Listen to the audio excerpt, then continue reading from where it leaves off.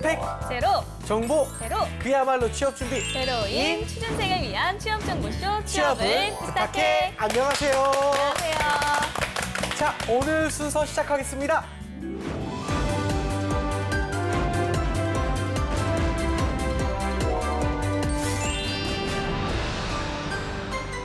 단톡방 스터디 뉴스 톡입니다. 네, 오늘도 굿모닝 SNS 기상 퀴즈를 하는 단톡방 친구들과 함께 진행해 보도록 하겠습니다. 함께 해주실 뇌생남 이시안 쌤 그리고 김승현 학생과 함께 할게요. 안녕하세요. 안녕하세요. 반갑습니다. 네, 오늘도 세 문제 이상 틀렸을 경우에 진행할 벌칙 한번 공개해 볼까요? 틀린 개수만큼 네. 똥망치 맞기를 한번 해보려고 합니다. 그러면 하나만 틀려도 맞는 거예요? 네. 하나만 틀려도 맞도록 하겠습니다. 오, 멋있습니다. 자, 학생들의 셀프 벌칙 영상은 저희 방송 마지막에 공개하도록 하겠습니다. 그럼 다 같이 공부 시작해볼까요? 열려라 단톡방! 네, 오늘도 단톡방이 열렸습니다. 네. 친구들이 인사를 나누고 있네요. 네, 안녕하세요. 단톡방 규칙부터 말씀드리겠습니다. 문제가 나간 이후 5초 이내에 대답해 주시면 되고요. 모르겠다 싶으면 MC 찬스 쓰셔도 좋습니다. 쌤은 힌트 좀 부탁드릴게요. 네. 언제나 그렇듯이 드리겠습니다. 자, 문제 주세요. 사물 인터넷이 진일보한 개념입니다. 각종 사물이 인터넷에 연결돼 통신하고 소통하는 기술과 관련이 있는 용어인데요. 사물이 더 이상 도구나 수단에 그치지 않으며 사람의 개입 없이도 센서와 칩을 이용해 사람, 집, 건물, 자동차, 도로 등이 하나로 묶여 서로 정보 및 데이터를 주고받는 초연결 사회를 뜻하는 말입니다. 이것은 무엇일까요? 사물 인터넷까지 알았는데 네. 거기서 한 사물 단계 인터넷이 나아갔어요. 나아갔다. 그렇죠, 그렇죠. 뭔가 보통 문제를 낼 때는 저 사물 인터넷을 싹 지운 다음에 내는데. 그렇죠. 그렇죠. 사물이 사물이 많아요. 일십, 백, 천, 만, 십만, 백만, 천만. 자, 5초 카운트 들어갑니다. 아, 다 왔는데. 다 왔다니까! 만물 인터넷? 만물 인터넷 정답입니다. 그 사물 인터넷 같은 경우는 그러니까 보통 사물과 사물, 뭐 가령 뭐 냉장고와 세탁기 하는 식으로 이렇게 된다면 네네네. 만물 인터넷은 저기 사람이 들어가거든요. 네. 사실 그냥 같이 쓰여요. 네. 그러니까 그 인터넷 오브 싱 이게 이제 사물 인터넷이고 인터넷 오브 에브리싱 IOE라고 하는데 네. 지금 거의 같이 쓰이는데 사실은 사람과 사물도 같이 연결될 수 있다는 개념까지 들어가서 보다 더 포괄적인 개념을 얘기합니다. 자, 두 번째 문제 풀어볼게요. 네. 기업 내 정보 교류를 차단하는 장치나 제도, 같은 회사나 그룹 내 계열사끼리도 불필요한 정보 교류를 원천적으로 차단하는 것 또는 개별적으로 운영하는 것입니다. 이것은 무엇일까요? 몇 글자인지만 알 수 있을까요? 5글자입니다. 들어도 모르겠네요. 강아지 의성어예요. 강아지 의성. 강아지가 어떻게 지내요? 멍멍. 또. 월월. 5초 카운트 들어갑니다.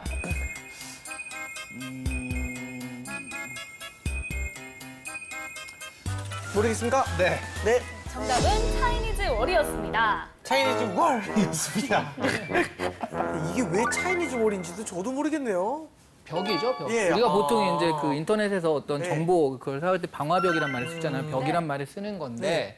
근데 저거는 지금 같은 그러니까 다른 외부적으로 보호막을 치는 게 아니라 같은 내부 계열사 안에서도 사실은 요즘에 산업 스파이나 뭐 이런 것도 있잖아요. 그래서 기술 같은 것들이 그 이전되거나 그럴 수 있으니까 사실은 관계 없는 데서 기술 빼갈 수 있으니까 핵심 기술이나 이런 것들은 좀 보호한다든가 네. 그런 부분들을 하기 위해서 계열사 안에 같은 회사 안에 그 치는 벽을 얘기하는 거거든요.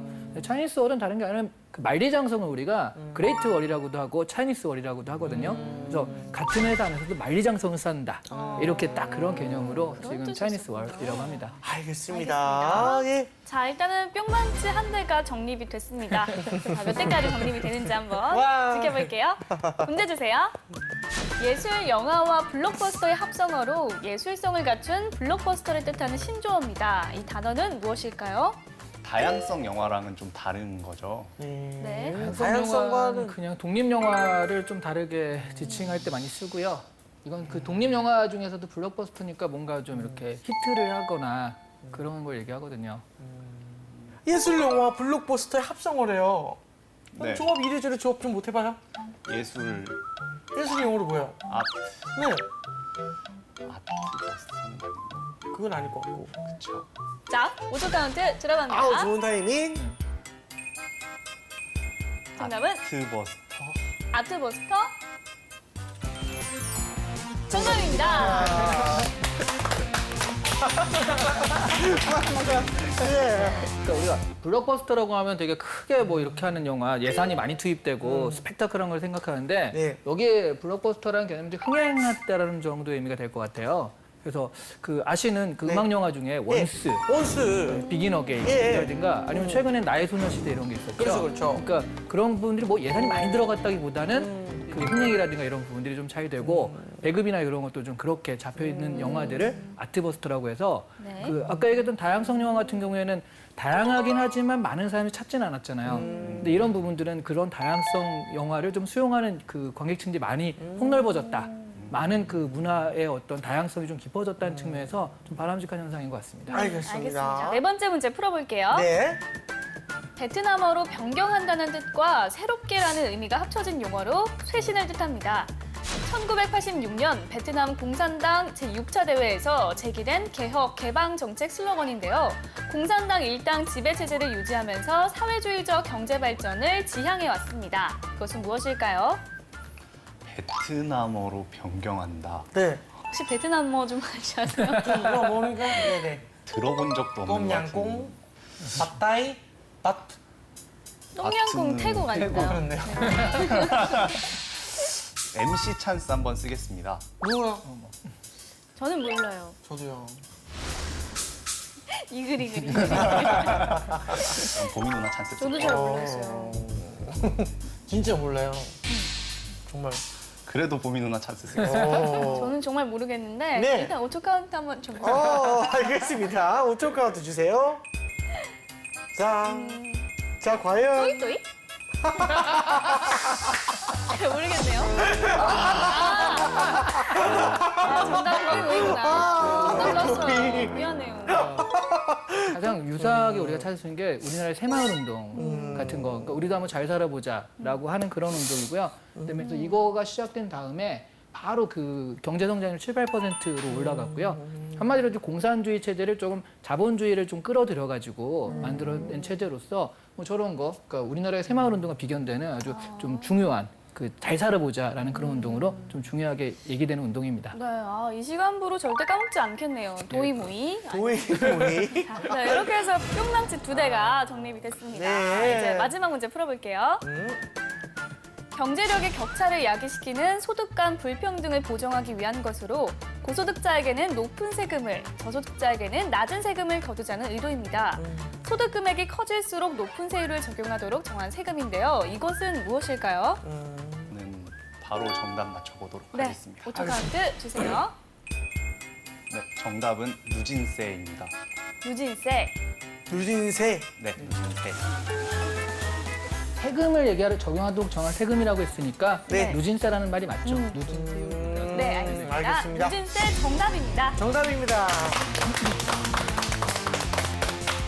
뭐 10원이면 1%, 10원이면 10%씩 내. 그러면 1원 내고 네. 100원이면 10원 내면 되는 것을 이거를 그 구간이 쌓여갈 때마다 좀 더 많이 2배, 3배, 5배, 10배, 11배까지 받도록 해가지고요. 그 말하자면 그 전기라든가 이런 것들을 좀 많이 쓰는 사람한테 많이 받자라는 개념으로 만들어진 게 누진세입니다. 네. 근데 요즘에 이제 좀 그 전기 문제 그런 것들 문제가 많았죠. 맞습니다. 자, 이렇게 해서 오늘 톡방 퀴즈 풀어봤습니다. 세 문제를 맞춰서 원래는 벌칙이 면제가 되어야 하는데 그렇죠.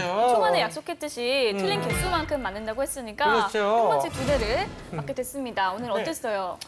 오늘은 좀 힌트를 네. 알아듣는 능력이 늘어났지 않나라는 아, 생각을 맞아요. 좀 했고요. 네. 다들 자기 잘난 줄 알아요. 잘 준 거야, 우리가. 잘 준 건데, 히트를. 네. 자, 네, 어떻게 선생님 보셨어요? 어떻게 보셨습니까? 그러니까 문제 같은 경우가 이제 많이들 내다 보니까 네. 좀 필요할 때 필요한 문제가 나오지 않았나. 그러니까 뭐 시사적인 것도 있고 그다음에 좀 알아야 할 것도 있고 인터넷 용어도 골고루 좀 퍼져 있어서 문제 내시는 분들이 좀 신경을 많이 쓰고 있다는 느낌을 좀 많이 받네요. 네, 알겠습니다. 알겠습니다. 자, 이번엔 뉴스톡이 선정한 이슈 공부해볼까요? 네.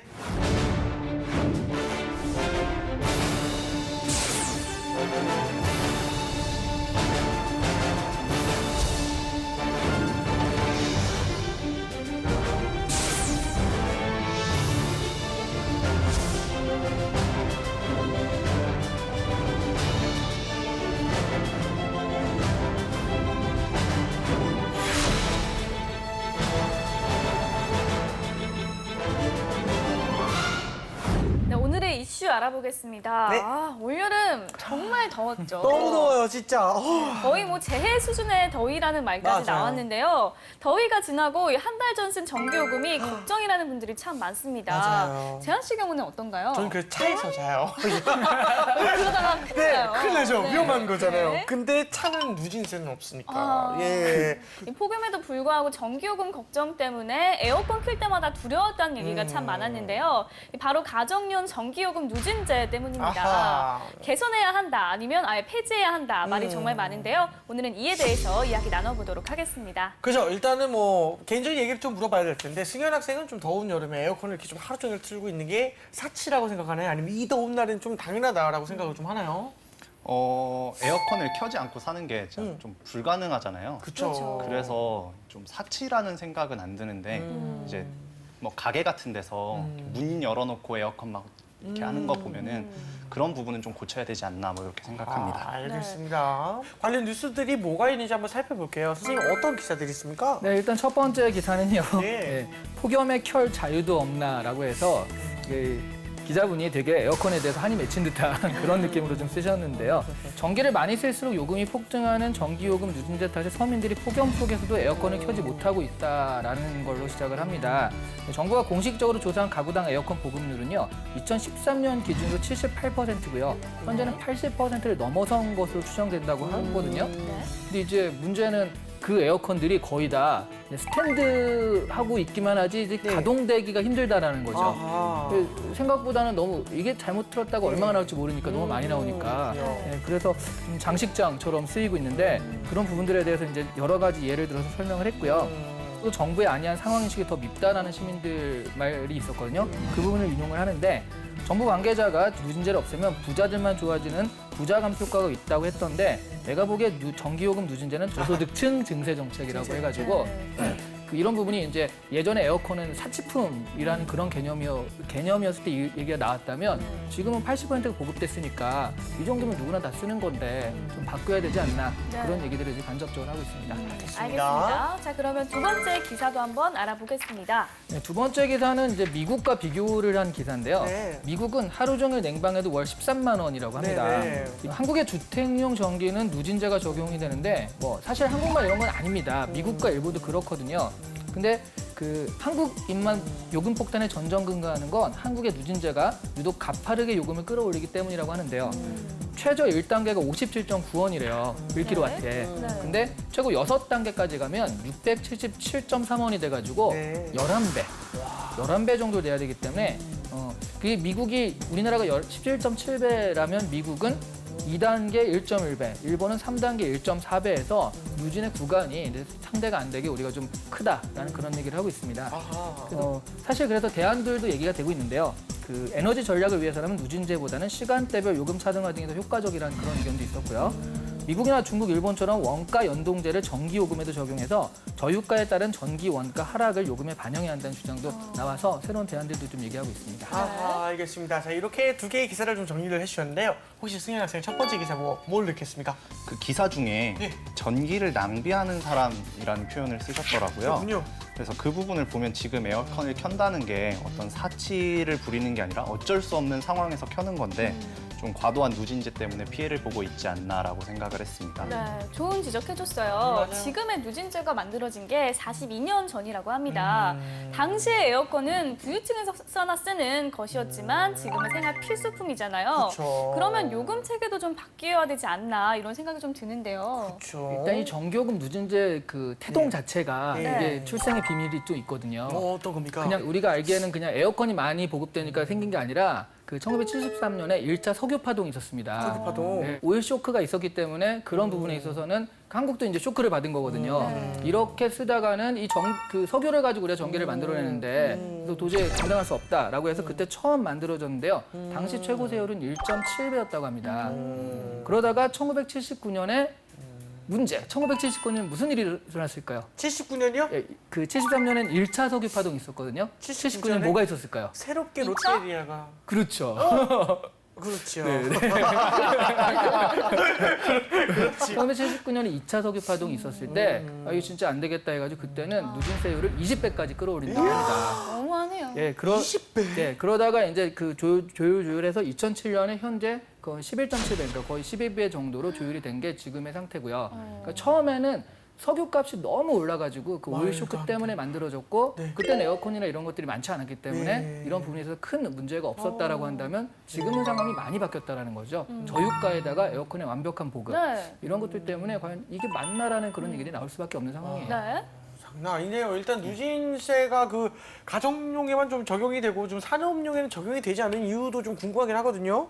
이게 사실 한국이 네. 되게 빠르게 발전했잖아요. 네. 그 가운데 급성장. 있어서 예, 산업에 대한 되게 관대한 게 있어요. 어떤 거죠? 가령 이런 거 궁금하지 않으세요? 그 음주 음주 측정이요? 측정 예. 같은 거 할 때 택시는 전혀 안 잡잖아요. 네, 안 잡아요. 택시는 안 잡죠. 버스도. 예, 그러니까 뭐 이런 사람 일하면서 그 불겠느냐, 이걸 먹겠느냐 생각을 해서 그런 걸 수도 있는데 그만큼 사실은 그런 거 있으면 그럴 수도 있으니까 다 잡아보는 게 맞잖아요. 근데 그런 것들이 일하는 것에는 되게 관대합니다. 한국은. 네. 그래서 예전에도 그런 산업이라든가 이런 것들이 한참 할 때는 산업용 전기나 이런 거 일하는 것에 대해서 굉장히 관대하기 때문에 그런 부분을 좀 많이 집중을 지원한다라는 그런 의미거든요. 네. 생긴 것 자체가 70년대니까 70년대, 80년대, 90년대까지 거쳐오면서 산업에 대한 어떤 혜택, 그래서 우리가 산업을 빨리 일으켜 세우자 이런 것들이 합의가 있었기 때문에 산업용 전기요금은 아직도 손보지 않고 이렇게 좀 산업화 시대에 맞춰서 그 전기요금이 있다라고 보시면 될 것 같아요. 알겠습니다. 그러면 두 번째 기사도 한번 살펴볼게요. 승인 학생은 이제 두 번째 기사에서 좀 눈에 띄는 부분이 어떤 게 있었나요? 그 조성봉 숭실대 교수의 네. 답변이었는데요. 네. 네. 그 부분 이렇게 보다 보니까 누진제가 처음 생겼을 때하고 지금하고 시대적 변화가 있었는데 제도는 좀 이를 반영하지 못하고 있다라는 문제점이 있다고 생각을 했습니다. 그렇군요. 자, 두 번째 기사도 자세히 분석해 보도록 네. 하겠습니다.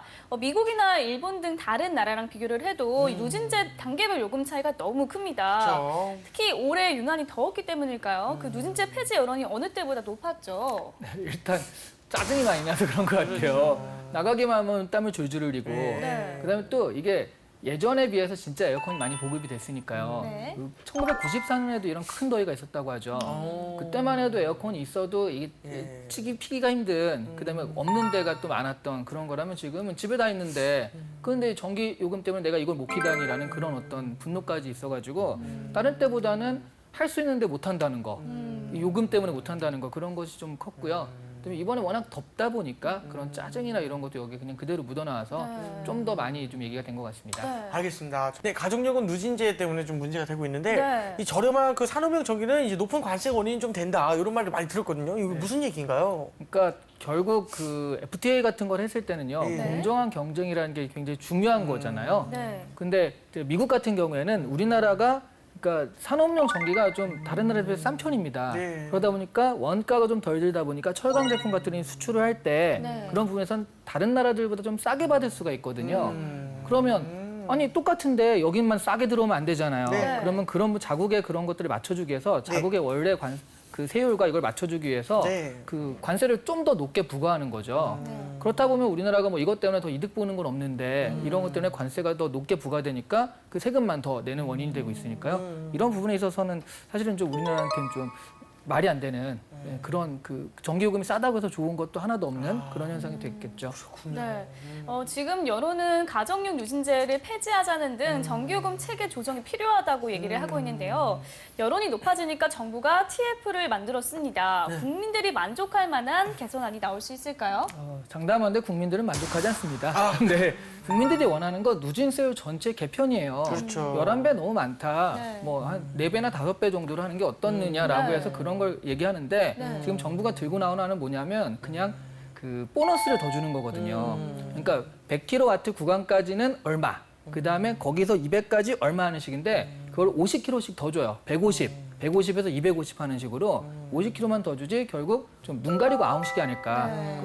그 화내니까 50kW 더 줄 테니까 넘어가자라는 식이 아닐까라고 해서 국민들이 좀 만족하지 못하고 있는 수준입니다.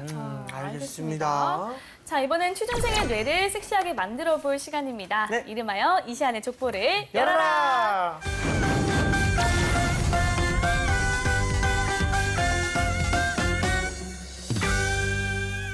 오늘의 족보 공개해 주실까요? 오늘의 족보는 네. 저희가 이렇게 누진세에 대해서 한참 얘기했지 않았습니까? 네. 제 반대 의견입니다. 짜자잔. 짜잔! 빠라밤. 네, 자신이 한국전력의 홍보팀이라고 가정하고 현재의 누진제가 적절하다는 취지로 소비자를 설득해 봐라가 이야. 오늘의 주제입니다. 어우, 어렵겠네요. 진짜 참 어렵겠습니다. 진짜. 그렇지만 정말 핵심을 꿰뚫는 정말 중요한 기업에서는 사실상 그렇죠. 기업 논리에서는 네. 이 말이 맞는 말이지 않습니까? 네, 예. 알겠습니다. 자, 오늘도 실전 면접처럼 진행을 해보도록 하겠습니다. 승현 학생 답해볼까요? 네. 최근 연이은 폭염으로 인해서 에어컨과 같은 냉방 시설을 수요가 급증하고 있습니다. 그래서 전력 예비율이 비상 단계에 이르렀는데요. 이렇게 가파르게 상승하는 전력 수요로 인해서 전력 공급에 차질이 생기게 되면 병원 등과 같은 시설에서 이제 블랙아웃이 발생할 수 있고, 그래서 이런 결국에는 이제 전력 수요를 적절하게 이제 컨트롤을 할 필요가 있는데, 누진제를 폐지하거나 수정하게 되면 전력 수요량을 감당할 수 없게 될 것이기 때문에 현재 누진제는 지금 필요하다고 생각을 합니다. 그럼 소비자 입장에서 제가 얘기를 해보면 블랙아웃에 대해서 좀 그 문제를 제기했는데 블랙아웃 위험이 있다. 네.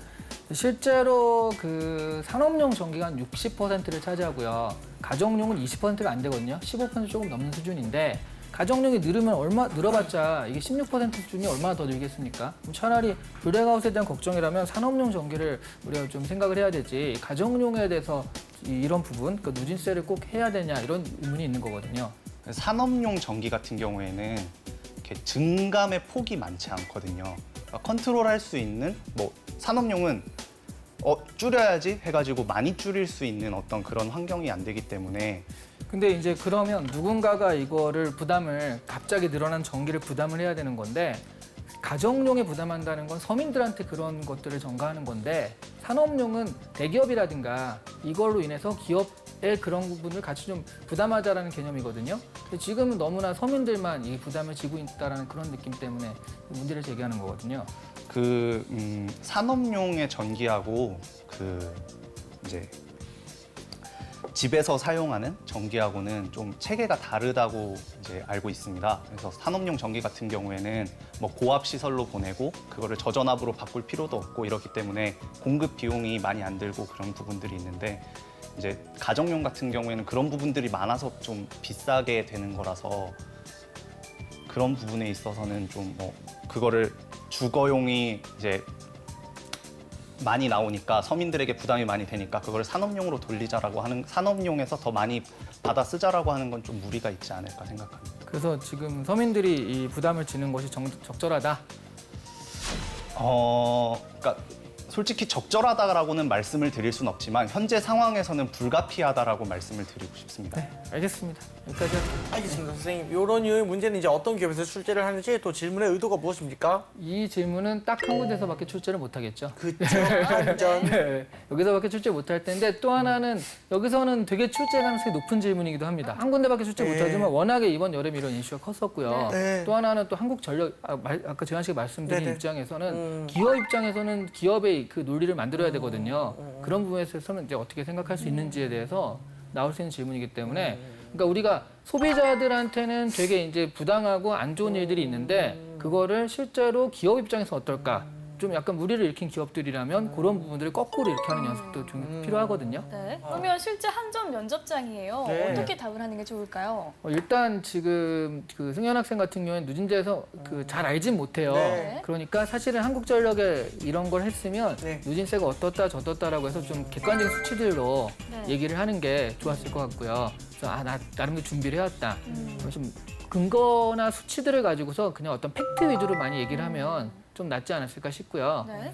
또 하나는 그 마지막에 어쨌든 그럼에도 불구하고 어떻다라고 했는데 불가피하다라고 했는데 그런 부분에선 하지만 이걸 좀 더 연구를 해가지고 서민들한테도 이익이고 그다음에 여러 산업에도 이익인 그런 방안들은 앞으로 발전해서 찾아보면 더 좋을 것 같습니다라고 해서 차라리 그런 식으로 좀 마무리했는 게 좀 낫지 않았을까 싶네요. 그렇죠. 네. 알겠습니다. 우리 승현 학생은 선생님 평가 어땠습니까? 그래서 솔직히 이번 문제 이렇게 딱 받고 나서 되게 당황했거든요. 저도. 그렇죠. 그래서 이걸 어떻게 대답해야 되나. 저는 이제 그래도 당당하게 얘기를 해야 되지 않나. 그러니까 무조건 누진제가 필요하다라는 걸 어필을 해야 된다고 저는 생각을 했는데 조금 이제 시선을 바꿔서 이렇게 좀 그런 수치적인 팩트를 내야 된다는 부분은 좀 더 준비를 하도록 하겠습니다. 네. 알겠습니다. 근데 방금 되게 그 태도는 되게 좋았어요. 어떤 태도요? 그 당당하게 하는 그거 있죠.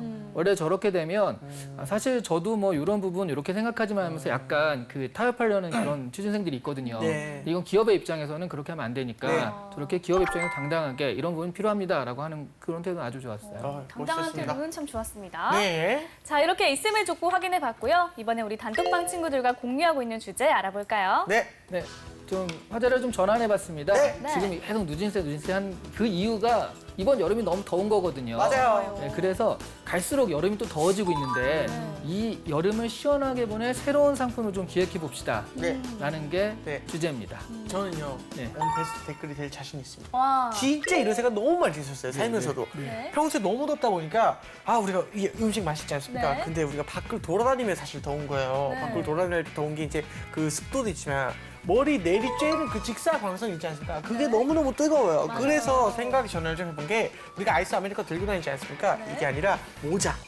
모자에다가 여기다가 얼음을 넣고 음료수를 받는 거예요. 그리고 빨대를 여기다 연결해서 잠깐 걸어 다니면서 머리도 시원하고 녹으면서 물을 가는 거예요. 네. 이게 뭔가 그 상품화 되면은 재밌을 거라는 생각이 했단 말이죠. 정말요. 두 번째 생각은 되게 이 한전 있지 않습니까? 한전. 누진세를 이렇게 받지 않습니까? 한전이 지역마다 한전이 있어요. 한전은 의무적으로 약간 도의적인 책임입니다.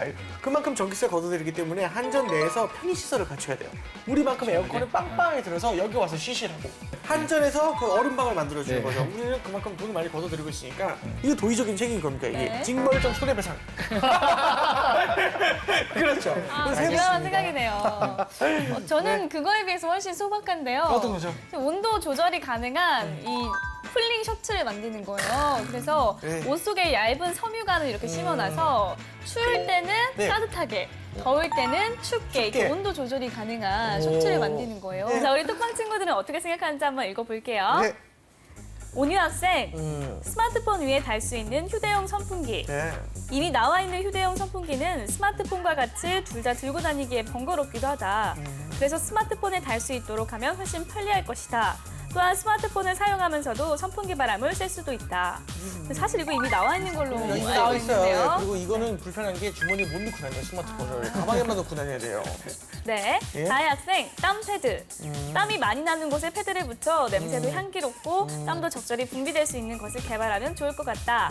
그리고 재한 씨 손에 이렇게 딱 붙여주고 싶다. 그쵸. 제가 네. 다이어트가 너무 심해서. 근데 제일 중요한 건 뭔지 압니까? 안 만나면 됩니다. 약속 취소하면 돼요. 그냥 전화 상담하고 스카이프 하면 됩니다. 아까 재택근무처럼. 그렇지요. 네. 자, 태연 학생. 급속 냉각 아이스팩 같은 것이 있다면 효율적일 것이다. 단순히 냉장고에 얼려야 되는 것이 아니라 몇 번 정도는 기계 장치를 통해서 인위적으로 급속하게 얼게 되는 냉각팩이 있다면 야외 활동 시 보다 수월할 것이다. 태희 학생, 휴대용 미니 에어컨. 더 이상 미니 선풍기로는 부족한 시대가 왔다. 이제는 미니 에어컨이 필요하다.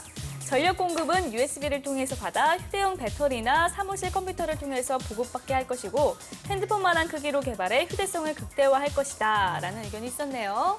사실 태희 학생의 의견은 불가능한 이야기 아니에요. 실외계에 대한 개념이었기 때문에 지금 이렇게 쓴 건데 어떻게 할 냉매를 것인가. 어떻게 할 것인가에 그쵸. 대한 개념을 더 알아야 될 것 같습니다. 우리 선생님께서는 베스트 댓글까지 같이 뽑아주시겠습니까? 그래서 댓글은 아까 재환 씨가 그렇게 댓글이 자신 있다고 했는데 네. 그 눈빛과 네. 그 열정과 이런 걸 해놓고 안 뽑아주면 안 될 것 같아서 재환 씨의 그 중에서도 저는 사실 제일 마음에 드는 건 얼음빵. 얼음빵. 한전에서의 얼음빵. 한전에서의 어떤 예. 그 이게 상품이라고 했지만 그 그럼요. 사람들한테 어떤 그럼요. 그 KTNG나 이런 데서는 그럼요. 사람들을 위해서 막 상상마당이나 이런 식으로 좀 그 봉사활동처럼 이런 그렇죠, 걸 그렇죠. 하거든요. 맞아요, 맞아요. 그런 식으로 봉사할 수 있는 그런 활동, 사회공헌 활동을 해야 되기 때문에 맞습니다, 맞습니다. 상품으로도 좀 좋을 것 같아요. 그럼요. 그래서 저는 재환 씨를 댓글로 어, 뽑겠습니다. 감사합니다. 네, 재환 씨가 유재한 MC가 베스트 댓글로 선정됐습니다. 축하드립니다. 감사합니다. 네, 오늘의 이슈. 올여름 폭염에 특히 논란이 된 가정용 전기요금 누진제에 대해서 이야기해봤습니다. 이제 정리를 한번 해볼까요? 네.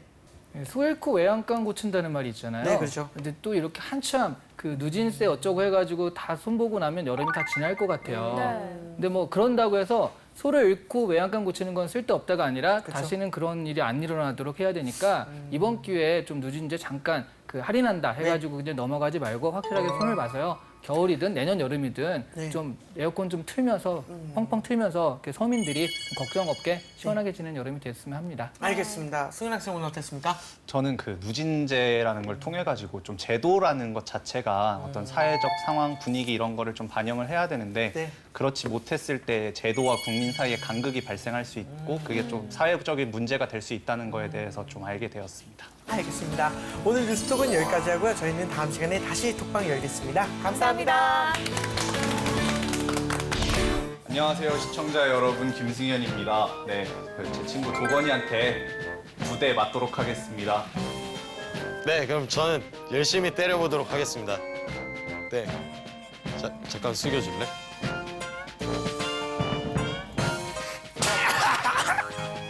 아, 한 방 더 남았지? 아, 진짜. 아, 미안해. 미안해. 선생님 여러분 화이팅!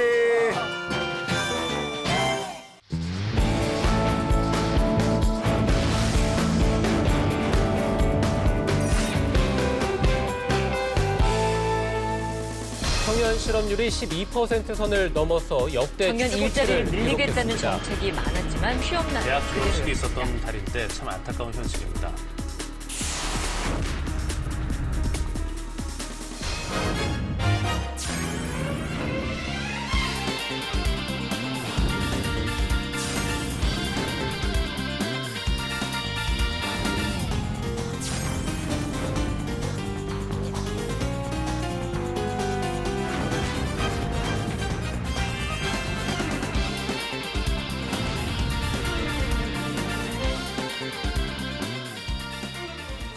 안녕하세요. 네, 안녕하세요. 안녕하세요. 네, 반갑습니다. 네. 제가 선생님 두 분께 좀 비법을 좀 전수받고 싶은데요. 무슨 비법? 네, 전문가께서. 사람들과 친해지는 좋은 방법이 있을까요?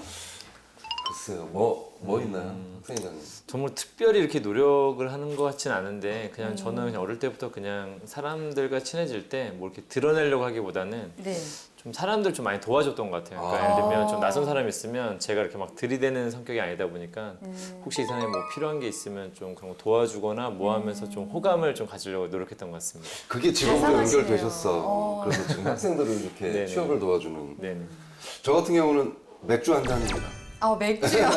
네. 아, 그럼 맥주를 드시면서 네. 좀 친해지는 그런 네네네. 방법을 근데 왜 하시는군요. 그런 질문을 하셨어요?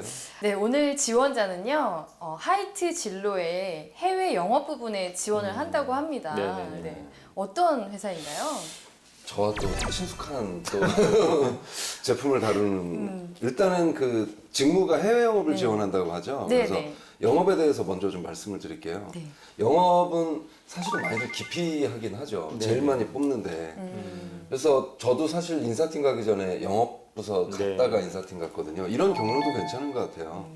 근데 영업하면 이제 세 가지로 나눌 수가 있는데 첫 번째 그 고객의 성격에 따라서 B2B냐 B2C 이렇게 나눠지기도 그렇죠. 하고 네. 그다음에 기술적인 부분이 중요하냐에 따라서 기술 영업, 일반 영업 이렇게 나눠지기도 하고 네. 근데 이제 고객이 어디에 있느냐 국내에 있느냐 해외에 있느냐에 따라서 국내 영업과 해외 영업 네. 이렇게 나눠집니다. 그 중에 해외 영업인 거죠. 네, 특히 해외 영업은 많은 학생들이 특히 외국어 잘하는 학생들은 해외 영업을 많이 선호하고 지원을 하는 것 같아요. 그래서 네. 근데 또 우리나라 같은 경우는 또 해외에서 물건을 좀 많이 팔아야 되는 나라고 앞으로 더 해외 시장이 더 확대되겠죠. 그러다 보면 해외 영업도 훨씬 더 중요해질 겁니다. 네. 그래서 해외 영업은 해외 수출 판매 이걸 담당을 하고 그다음에 네. 지역별로 그 마케팅 영업 관리 혹은 제품 개발까지 하는 그런 네네. 직무라고 할 수가 있겠습니다. 네네. 그렇군요. 그럼 우리 하이트 진로는 어떤 회사인지 좀 알아볼까요? 예, 네. 제가 또 하이트를 좋아하기 때문에 좀 많이 합니다. 거의 100년 이제 곧 100년이 되는 기업입니다. 오, 그래서 그렇군요. 1924년 진천 양조상해라는 이름으로 설립이 됐고 1933년 그 많이 불렸던 조선 맥주 이렇게 되었고 1962년에 처음으로 맥주를 수출하기 시작했다고 하네요. 그다음에 2005년 하이트 맥주가 또 진로를 인수를 했습니다. 참이슬. 그렇죠. 굉장히 좋아하시죠. 입가에 미소가 지금 끊이지 않습니다. 2011년, 네. 5년 전에 하이트 진로로 사호가 변경되게 되었습니다. 네, 역시 이 술하면 빠지지 않습니다. 우리 삼촌께서 정말 이 역사를 아주 깨고 계시는데요. 그러면 우리 하이트 맥주 그 해외 영업 분야에 지원하는 학생들이 갖춰야 될 그런 자격 조건이 있을까요? 네, 일단 기본적으로 해외 영업이라면 다 아시겠지만 외국어 능력이 가장 중요하겠죠. 그래서 일단은 최근에 근데 또 그 해외 나갈 때도 가장 중요한 시장 자체가 중국 시장 아니겠습니까? 네. 그다음에 또 중국어도 같이 할 수 있으면 되게 좋을 것 같습니다. 근데 이 해외 영업에서 가장 큰 장벽은 또 국내 대학생들 대상으로 봤었을 때는 유학생이라는 또 굉장히 큰 장벽이 있습니다. 요즘에 그렇군요. 중국에서 유학생도 너무 많고 그러다 보니까 약간 이제 기업들에서는 아예 처음부터 그냥 유학생들만 또 뽑는 회사도 되게 많아서 그런 부분에 또 국내에서 또 해외 영업을 준비한 학생들의 어려움이 아닐까라는 생각이 좀 들기도 합니다. 네네. 그렇군요. 좀 쉽지 않네요. 네, 쉽지는 않습니다. 네네. 근데 그 영업 부분에서 면접하시는 분들이 중요하게 생각하는 게 있다고 하는데 제가 이제 그게 말씀을 뭐죠? 들어보니까 친근한 인상, 그다음에 특이한 경험을 한 거 이런 것도 높게 쳐준다고 하네요. 특이한 영업을. 경험은 뭐가 있을까요? 그러니까 한 예를 들면 한 학생이 해외 영업 관련된 직무 경험이 없어서 이태원에 가서 그 외국인들한테 볼펜을 팔아본 적이 있어요. 물론 불법 영업이기는 하지만 네. 그래서 거절도 당해보고 한 스토리가 뭐 좋게 평가된 적도 그렇죠. 있었습니다. 그렇죠. 그래서 무조건 스펙도 뭐 말씀하시는 그렇죠. 것도 있지만 꼭 스펙적인 측면보다도 이런 좀 역량적인 측면이 좀 더 중요한 게 아닐까 싶습니다. 네. 그리고 한 가지 더 말씀드리면 오늘 제가 말이 좀 많네요. 아니 말 많이 해주세요. 많이 하셔도 괜찮을 것 같습니다. 과일 소주 좋아하시죠? 여성분들이 좋죠. 과일 소주 네. 정말 많이 마시는데 이 과일 소주가 요즘 수출이 많이 된다고 해요. 특히 태국, 베트남, 라오스, 캄보디아 이런 쪽에서 과일 소주 열풍이 좀 불고 있다고 합니다. 그래서 그렇군요. 이 나라와 관련된 언어도 굉장히 좀 중요할 것 같습니다. 그럼 그렇죠. 외국어를 많이 구사할수록 참 유리한 직무일 것 같긴 한데요. 그렇죠. 해외 영업이다 보니까 해외에서 근무할 기회가 좀 많이 있을까요? 근데 어떠세요? 해외 영업은 뭐 해외 근무하는 건 지사로 나가는 게 해외에 근무하는 건데 해외 영업은 국내에서 일하는 경우들이 많고 이제 출장을 많이 가게 되죠. 아, 그렇군요. 근데 제가요, 한 가지 특이한 정보를 들었는데요. 하이트 진로 같은 경우에 면접을 좀 독특한 방식으로 한다고 하네요. 네. 제가 알고 있어요. 네. 역시 술에 대해서는 주류 모를 게 회사다 없습니다. 보니까 예. 뭘 하겠어요?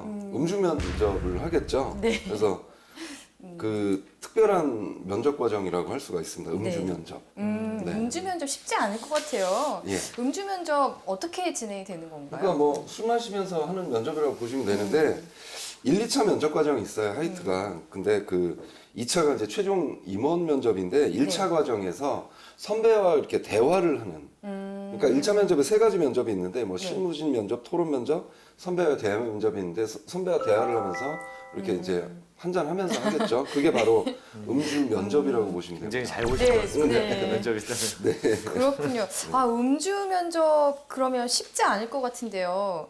음주 면접에서 만약에 실수를 하면 어떻게 되는 건가요? 뭐 그런 경우가 있을 수도 있는데요. 뭐 실수한다면 어떤 실수냐에 따라 다르겠지만은 뭐 그거는 좀 기분을 상하게 할 정도라면 떨어질 수 있는데 제가 이제 이 회사 말고도 음주운전을 몇 군데 보는 회사들이 좀 있거든요. 근데 대체로 보니까는 조용히 보내주면은 불합격되더라고요.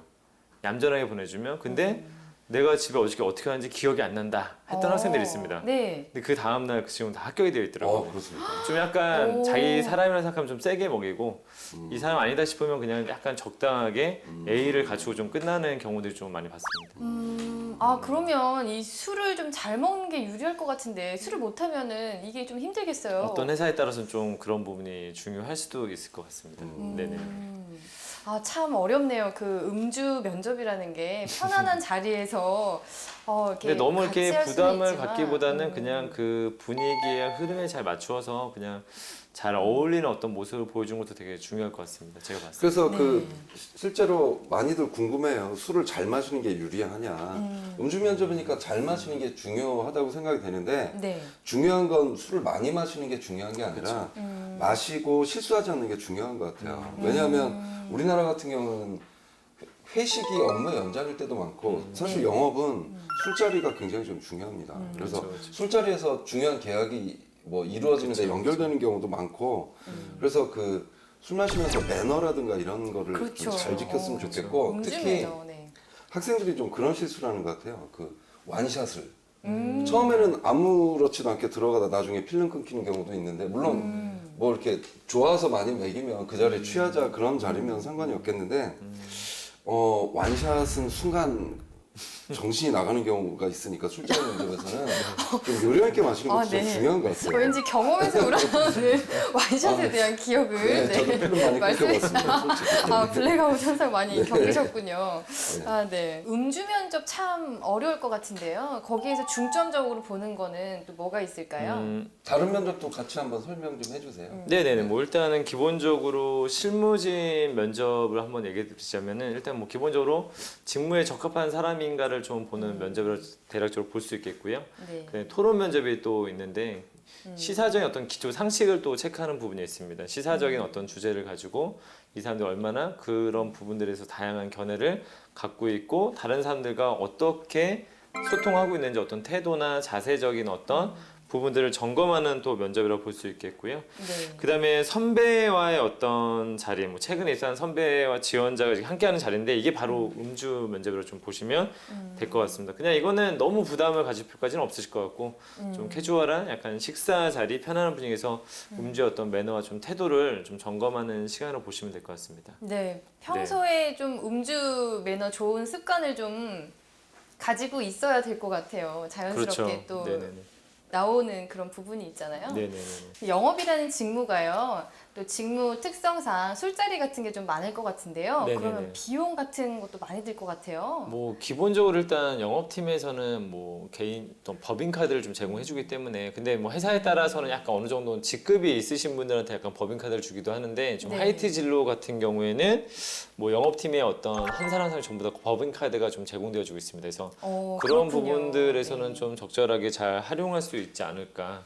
어쨌든 법인카드는 뭐 쓰든 안 쓰든 여기에서는 좀 복지가 잘 되어 있다고 이렇게 생각이 드네요. 네네네. 일단 하이트 진로 같은 경우는 약간의 이제 복지를 잠깐만 얘기드리자면 임직원의 어떤 경조사에 약간 특이한 복지가 하나 있습니다. 바로 생수하고 맥주를 이제 제공해 주는 거.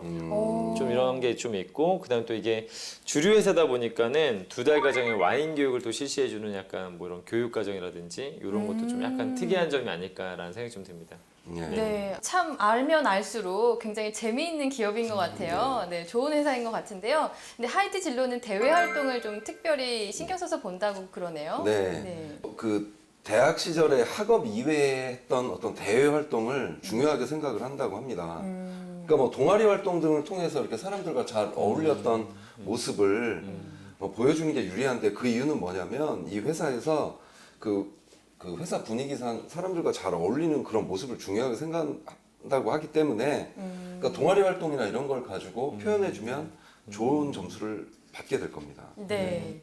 이 하이트 진로 제가 탐이 나네요. 아, 지원서를 좀 써보고 싶은데요. 안 늦었습니다. 한번 써보세요. 아, 그럴까요? 네. 아마 최고령이니까 네, 생각이 좀 듭니다. 아, 네. 학생 회장님 저렇게 아무렇지도 않은 얼굴로 저에게 네, 상처를 주시네요. 아, 네. 이 마음이 상처가 더 깊어지기 전에 바로 서류 컨설팅 넘어가도록 네. 하겠습니다. 네.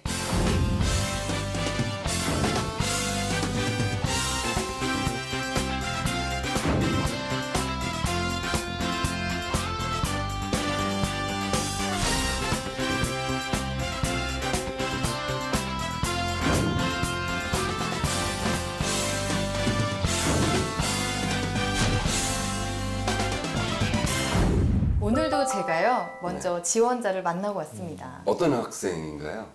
아주 예쁜 대학생이고요. 네, 네. 네. 저의 어릴 적 모습을 보는 듯한. 네, 일단 한번 보고 판단을 한번 해봐야 될 것 같습니다.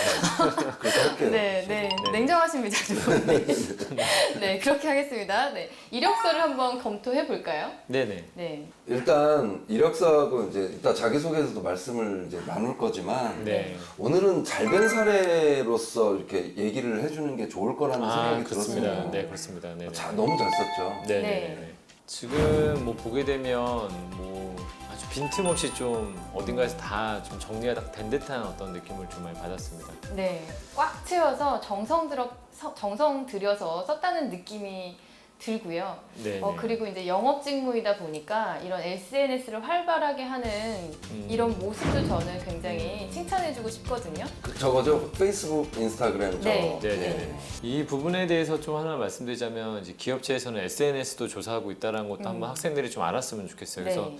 제가 이전에 모 회사 그 공공기관의 홍보 쪽으로 이제 가는 친구가 있었는데 이 친구가 근데 페이스북을 굉장히 많이 했던 친구인데 약간 그 페이스북에 좀 약간 안 좋은 사진들이 굉장히 많은 좀 약간 음란한 어떤 사진들이 좀 많이 음란한 있는 사진이 그걸 있었어요. 그걸 좀 통해서 약간 남자들이 많이 모이는 이런 걸로 좀 했던 친구가 있었는데 사실 제가 굉장히 그것 때문에 좀 우려를 많이 했었습니다. 왜냐하면 뒷조사를 할 수도 있다 했는데 실제로는 합격이 됐는데 신원조회에서 좀 이렇게 불합격이 된 사례도 있었거든요. 그렇습니까? 네. 네네. 그래서 그런 굉장히 것들은 억울했겠군요. 조금은 조심해야 된다. 그래서 바른 생활의 어떤 모습들을 좀 많이 이런 데서 표현하는 것도 중요할 것 같습니다.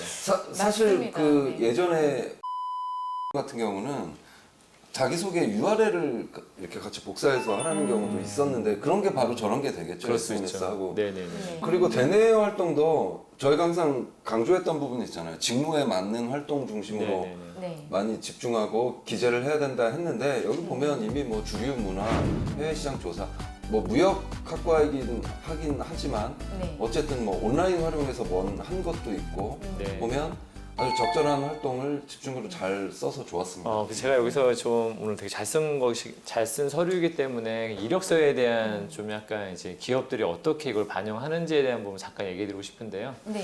제가 최근에 우리나라의 뭐 공공기관이나 대기업들이 많이 쓰고 있는 어떤 그 채용 솔루션을 본 적이 있었는데 이걸 어떻게 기업들이 활용하는 걸 봤더니만 이런 대학교나 이런 데 다 등급을 전부 다 매겼더라고요. 보니까는 뭐 그건 회사가 제 임의로 정할 수 있는데 뭐 A 등급, B 등급, C 등급 해갖고 거기다 회사는 전부 다 학교를 다 넣게 되면은 예를 들면 회사에 따라서는 당 그레이드가 하나씩 떨어질 때마다 예를 든다면 뭐 마이너스 3점씩 뭐 은행에서도 이전에 마이너스 3점씩 이렇게 뭐 떨어뜨렸다든지 네. 그런 식으로 좀 하는 경우도 있고 학점에도 다시 또 점수를 매겨가지고 뭐 하는 방법이 있을 수도 있고 또 예를 든다면 뭐 고등학교를 만약에 외고를 나왔다 하게 되면 약간 가산점 같은 게 붙을 수 있습니다. 그래서 이런 부분에서 다시 또 그레이드를 매겨주는 경우도 있고 그래서 가끔씩은 이렇게 서류를 되게 잘 썼는데 저희 봤을 때는 사실은 빈틈이 없는 서류일 수도 있는데 네. 항상 보면은 또 보이지 않는 손들이 항상 작용된다는 것도 좀 학생들이 좀 아셔야 되는 부분 중에 하나일 것 같다라고 좀 말씀드려보고 싶습니다. 네. 네네. 일단 저는 하이트 진로 서포터즈 활동을 하고 있는 게 굉장히 네네네. 참 도움이 된다고 생각이 네. 들어요. 네네. 이런 서포터즈 대외 활동을 또 하이트 진로에서 하다 보니까 네. 서류 평가 시도 가점이 네. 있지 않겠습니까? 네네네. 그래서 좋은 그런 경험을 하고 있다는 생각이 드네요. 그 다음에 이 친구가 지금 한 것 중에 하나가 무역 전문가 양성 프로그램이 아마 지탭이라는 프로그램일 겁니다. 그래서 대학에서 네. 많이 하는 프로그램인데 지금 거의 한 1년, 한 2개월 정도 수행을 했거든요. 근데 이게 굉장히 좀 좋더라고요. 제가 보니까는 지탭을 이게 하는 학교들이 몇 군데가 있는데 학생들이 실제 해외 나가서 뭐 박람회도 나가고 해가지고 굉장히 좋은 성과도 올리고 딱 무역에 관련된 부분에 있어서 정말 딱 특화된 프로그램으로 보여질 수 있는데 제가 한 가지만 좀 조언을 해드리자면 네. 이 프로그램을 했던 친구들이 많은데 실제로는 해외 영업에 굉장히 많이 학생들이 실패했습니다. 아까 말씀드렸다시피 국내 해외 대학생들한테 좀 밀린다거나 이런 부분이 있었는데 옛날에 기억나는 학생이 한 명 있는데 그중 정말 준비 잘했고 정말 저거를 아주 잘했는데 회사에서 말했던 게 뭐냐면 넌 다 조건이 다 맞춰졌다. 정말 딱 좋은데 내가 생각하기에는 영어나 혹은 아니면 중국어나 이게 우리가 생각하는 수준은 아니다. 그래서 사실은 여기서 가장 중요한 거는 해당 국가의 언어를 잘해야 되는데 무역에 대한 이해는 충분히 하고 있는데 영업에 대한 능력도 있는데 결론적으로는 가장 중요한 수단이 어떤 언어 능력이 안 되게 되면 사실은 물거품이 될 수도 있거든요. 그래서 그 친구 같은 경우는 사실은 그래서 독학이 1년 동안 다시 중국어 공부를 다시 했습니다. 네. 영어는 좀 되어 있던 상태였고 독학이 1년 동안 하고 나서 그러고 나서 다시 이제 해외 영업을 갔던 걸 제가 본 적이 있었는데 그래서 좀 이런 쪽 계통을 준비하는 친구들은 너무 무역 그 자체만 이해하는 것보다도 또 언어에 대해서 좀 더 심도 있게 준비하는 것도 한번 말씀드려보고 싶습니다. 네, 외국어 능력이 실제로 굉장히 중요하다 보니까 그럴 수 빠질 수 있죠. 없는 부분인 것 같아요. 그렇죠. 네. 그다음에 지금 또 무역에 관련된 자격증을 전부 다 취득했다라는 거 네. 굉장히 잘했죠. 중요한 것 같습니다. 네. 저는 저 한국무역협회 사이트를 학생들한테 많이 좀 추천을 하거든요. 네. 네. 그 안에 취업이 다 있어요. 저 자격증, 그다음에 무역 영어도 사실은 해외 영업에서 중요한 건 그냥 영업하는 능력뿐만 아니라 그 무역 용어 그렇죠. 이게 굉장히 좀 중요하다고 하더라고요. 근데 그런 것들을 저렇게 자격증으로 나는 이 무역 용어나 이런 걸 할 수 있는 능력을 보여주는 게 참 좋았다고 생각이 됩니다. 네네. 최근에 뭐 수익 관리사는 전 아직까지는 본 적이 없었는데 네, 이런 저도 처음 부분도 보네요. 네. 새로 생긴 것 같기도 하고요. 저도 한번 찾아봐야 네. 되겠습니다. 근데 이 친구한테 제가 좀 추천해드린 거는 해외 영업도 있지만 구매 부서도 좀 더 추천을 해드려보고 싶은 부분도 좀 있습니다. 그리고 구매 쪽에 오히려 이런 것들을 좀 무역 관련된 용어라든지 그 절차라든지 이거 굉장히 중요하게 생각하더라고요. 그래서 그런 부분들을 좀 많이 알고 있으면 좋지 않을까 싶습니다. 네. 네. 그러면 이력서는 이쯤 하고요. 자기소개로 넘어가 볼까요? 네. 아, 자기소개서 칭찬 일색이 되지 않을까 그렇게 예상을 네, 합니다만 맞습니다. 네네. 자, 처음부터 벌써 네. 제가 항상 강조하는 거 드라마 1회가 중요하다. 강한 드라마 1회가 나왔어요. 이미. 네. 네. 2016년 3월부터 하이트 질과 2년을 이어왔다. 뭐 처음부터 강하게 한 게 저는 네. 이것부터 칭찬하고 싶습니다. 네. 네. 일단 우리 삼촌께서 좋아하시는 모든 게 회사와 인연도 나와 있고 숫자도 네. 나와 있고. 네, 네, 네. 그렇습니다. 굉장히 구체적으로 쓰려고 했던 노력이 보이고요. 좀 또 이 구성을 구조화했네요. 첫째, 둘째 해서 있는 사람이 보기 쉽게 네. 이렇게 잘 썼습니다. 특히 더 그 지원 동기 쓸 때 홈페이지나 이런 걸 보면서 회사 전체에 대해서 좀 얘기를 하면 추상적이고 너무 거창해질 맞습니다. 때가 있는데 네. 저기 보면 김종만 과장님을 보면서 이런 것도 자기 개인적인 어떤 네. 경험이랑 연결시킨 것도 네. 좋았습니다. 네네네. 그리고 좀 봤을 때 가독성도 굉장히 좋아 보입니다. 이 친구가 봤었을 때 이렇게 의도적으로 한 칸씩은 좀 띄지 않았습니까? 네. 이러다 보니까 그냥 눈에 대한 어떤 피로감도 굉장히 없고 글도 좀 빨리빨리 잘 읽혀지고 그다음에 어떤 구분을 첫째, 둘째 이렇게 쓰는 부분들도 전반적으로 좀 읽기에 굉장히 편한 느낌을 주지 않았나라는 생각이 좀 듭니다. 일단 글씨체도 학생회장님께서 선호하는 글씨체네요. 아, 맑은 글이 그래서 눈이 아프지 않았나 봅니다. 네네네. 지원 동기 쓰는 게 참 학생들 입장에서는 어려운데 어렵습니다. 이렇게 개인적인 이야기를 같이 쓰면서 회사와의 인연을 좀 같이 얘기를 해준다면 네. 누구나 할 수 있는 얘기는 아니잖아요. 그렇습니다. 그래서 좀 그렇습니다. 강력한 무기가 되는 것 같습니다. 그래서 좀 다른 학생들도 마찬가지로 이와 같이 너무 학생들 쓰는 것도 너무 홈페이지에 있는 내용, 그냥 좋은 내용들을 그냥 적당하게 그냥 뭉쳐가지고 쓰는 경우들이 많은데 저는 좀 약간은 그래서 학생들이 자기 가고자 하는 회사들이 있으면 약간 좀 뭔가 회사와 내가 연관된 활동이나 어떤 경험이나 지금부터라도 좀 할 수 있는 것들 좀 찾아보는 게 어떨까라는 생각들을 많이 해봅니다. 그렇죠. 인연을 만들어가는 거라고 생각해요. 그렇죠. 인연을 만들어갈 수 적극적으로 있습니다. 인연을 만들어서 회사와의 그런 지원 동기 이런 거 강력한 무기들을 좀 준비를 해야 된다고 생각을 합니다. 그래서 사실은 저는 좀 이렇게 약간 유통 관련된 회사도 많지 않습니까? 그럼 저는 사실 좀 노트 하나를 좀 만들려고 얘기합니다. 제가 좀 근무하는 곳이 강남 쪽인데 강남 쪽에 오면 엄청 모든 프랜차이즈나 모든 제품들 다 있지 않습니까? 네.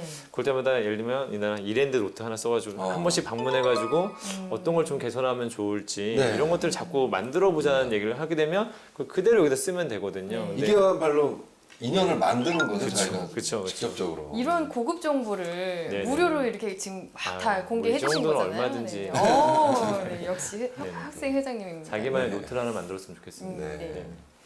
그럼 두 번째 항목으로 넘어갈까요? 네. 이 두 번째 활동이 아까 제가 말했던 그 지탭이라는 활동인데요. 네. 무역 전문가 양성 과정입니다. 산업통상자원부에서 지금 주관해주고 있고요. 네. 그래서 결론적으로는 여기서 했던 이야기가 무엇이냐면 우리 보통 해외 영업에서 해야 되는 업무를 경험했던 거 지금 보여주고 있습니다. 네. 전시회에 나가서 실제로 성과를 내봤던 경험에 대해서 좀 알려주고 있습니다. 그다음에 여기서도 역시나 가독성이 굉장히 좋습니다. 네. 예를 들면 거의 지금 보게 되면 한 200자에서 250자 사이 정도 수준으로 단락을 좀 나눠주다 보니까는 네. 굉장히 좀 눈에 피로감이 좀 덜한 감도 없잖아 있고요. 저는 이제 좀 아쉬웠던 거 한 가지만 좀 말씀을 드릴게요. 네. 이제 영업은 사실은 네. 목표가 주어지고 그 목표에 대해서 몇 % 달성했나 이게 굉장히 좀 중요한 업무잖아요. 근데 저기 보면 목표를 쓴 건 잘했어요. 위에 보시면 샘플 완판과 수출 계약 체결을 목표로 저 목표가 숫자로 표현됐으면 참 좋을 뻔했어요. 몇 개였나? 아, 네. 수출 계약 체결은 몇 개였나? 그래서 네. 밑에 이제 결론을 썼죠. 구체적인 거래 조건을 10건 이상 교환하였다. 근데 저것도 10건 이상이면 분명히 12건이면 12건 이렇게 써주는 게 좋을 뻔했고, 그 다음에 네. 윗줄에 보시면 샘플을 조기환판했다. 네. 목표 대비 얼마나 빨리 한 거고 몇 개를 100%를 하긴 했는데 목표는 원래 일주일 걸렸는데 뭐 5일 만에 했다. 그런 것까지 들어갔으면 완벽한 맞습니다. 자기소개도 될 뻔했습니다. 약간은 그래서 우리가 서류를 쓸 때 또 그 생각해봐야 될 게 뭐냐면 이제 보통 이제 이 글은 사실은 정독하지 못하지 않습니까? 그냥 네. 대강대강 이렇게 한번 훑어보는 수준이기 때문에 실제로 근데 이 대강대강 훑어볼 때 항상 걸리는 부분이 있는데요. 숫자 부분이 항상 눈에 띕니다. 그래서 숫자 부분을 보면 그 숫자의 앞과 뒤를 다시 한번 살펴보기 때문에 좀 더 내 글을 심도 있게 좀 더 읽을 수 있게끔 만드는 효과도 좀 줄 수 있다라고 말씀드리고 싶습니다. 네, 저도 그래서 한 달 동안이라는 걸 쓴다면 저는 1개월로 바꿔서 쓰는 것이 숫자가 맞습니다. 훨씬 숫자로 더 쓰게 되면 더 네, 그쵸. 이게 가독성이 높아진다라는 네네네. 얘기를 해주고요. 마찬가지로 그 다양한 국적의 사람들을 얘기할 때 정확한 국적 몇 개국인지 잘 모르다면 우리가 10여 개국 뭐 이런 식으로 여개라는 표현들이 있잖아요. 맞습니다. 그래서 안 쓰는 것보다는 좀 대략적인 그 숫자 표현 방법을 써주는 것이 네. 훨씬 좋다고 생각이 듭니다. 네. 그럼에도 불구하고 이 글은 사실은 굉장히 잘 쓰이다는 거 네, 네. 한번 다시 그러니까 지금 학생한테 이제 조언을 해주기 위해서 한 조언이라고 보여지고 내용 자체는 굉장히 깔끔하게 잘 기술되어 있습니다. 그럼 우리 다음 세 번째 항목으로 항목. 네, 네. 넘어가겠습니다. 저는 이 제목이 너무 마음에 강렬한 제목 들어요. 나오죠. 네. 여성 특화나. 굉장히 매력적인 제목입니다. 저는 이게 더 좋았던 게 제가 야구를 굉장히 좋아하거든요. 야구를 썼다는 거. 이 글을 읽으면서 네. 김세전 선생님을 이렇게 한번 떠올렸습니다. 저도 생각이 나더라고요. 네, 항상 야구 뭔가 얘기를 언급을 하셔가지고. 하시겠구나. 네. 네네네. 그래서 뭐 보통 보면 이제 입사업 포부 보면 거기서도 추상적인 표현이 많이 나오잖아요. 네네네. 근데 뭐 그렇게 쓸 수밖에 없다고 이해가 될 때도 있는데 여기서는 이제 구체적인 거죠. 자기 목표 여성 특화왕. 네네네.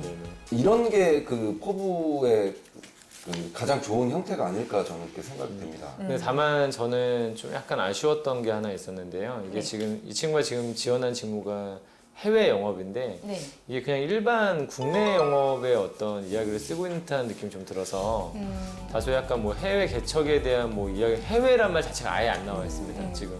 그래서 전반적으로 보게 되면 국내 영업을 썼다고 치고 보면은 깔끔하다라는 느낌을 받았었는데 네. 다시 한번 이 친구 어딜 지원했지 다시 한번 되돌아서 보게 되면은 이거는 조금은 약간 아쉬운 점이 있지 않았나라는 생각이 좀 들었습니다. 그래서 본인이 지원한 직무에 맞는 이야기를 정확히 써야 될 것 같은데 다소 약간 제가 볼 때는 국내 영업에 맞추어서 좀 쓴 듯한 느낌이 네. 있는 게 다소 아쉬운 점인 것 같습니다. 네, 10년 동안의 회사 생활 시나리오인데 그게 조금 더 구체적으로 그렇죠. 나와줬으면 네네. 좋았겠다는 생각이 좀 드네요. 네. 대체적으로 그래도 좋은 평을 많이 받은 것 같아요. 이 진소리 네. 씨의 서류는. 네. 네.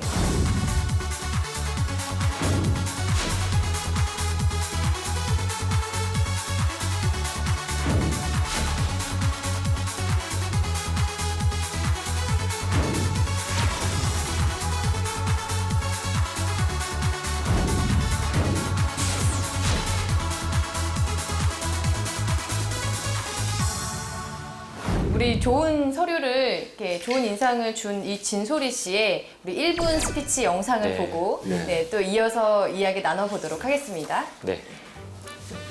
사람이구나. 소주의 나유 영업의 진소리. 지금 마네킹인 줄 알았어. 지금 지금 해외 영업 파트에 지원한 지원자 진소리입니다.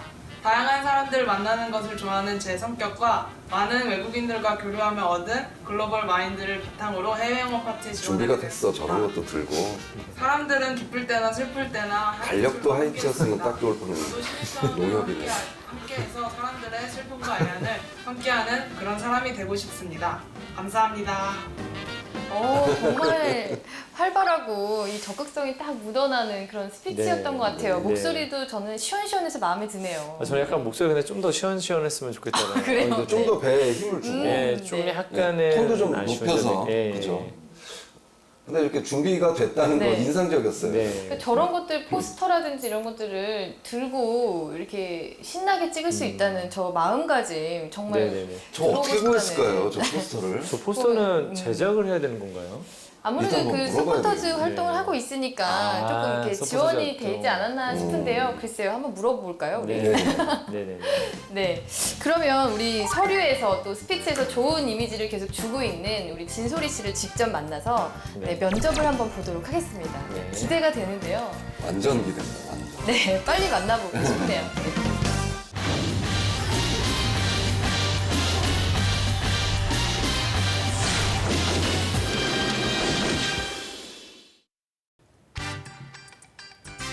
너의 취향을 저격해주마. 취향 맞춤 기업 전문 톡. 취향 저격 이 회사는 어때? 안녕하세요. 안녕하세요.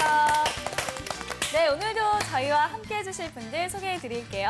취업 컨설턴트 홍기찬 쌤, 네. 작가 겸 가수인 취향 저격수 강백수 형, 네. 그리고 캠퍼스 특파원 김정수 학생 나왔습니다. 반갑습니다. 안녕하세요. 안녕하세요. 안녕하세요. 네, 오늘도 취준생들의 취향을 자극할 두 개의 기업 만나보도록 하겠습니다. 두 개의 기업 어딘가요?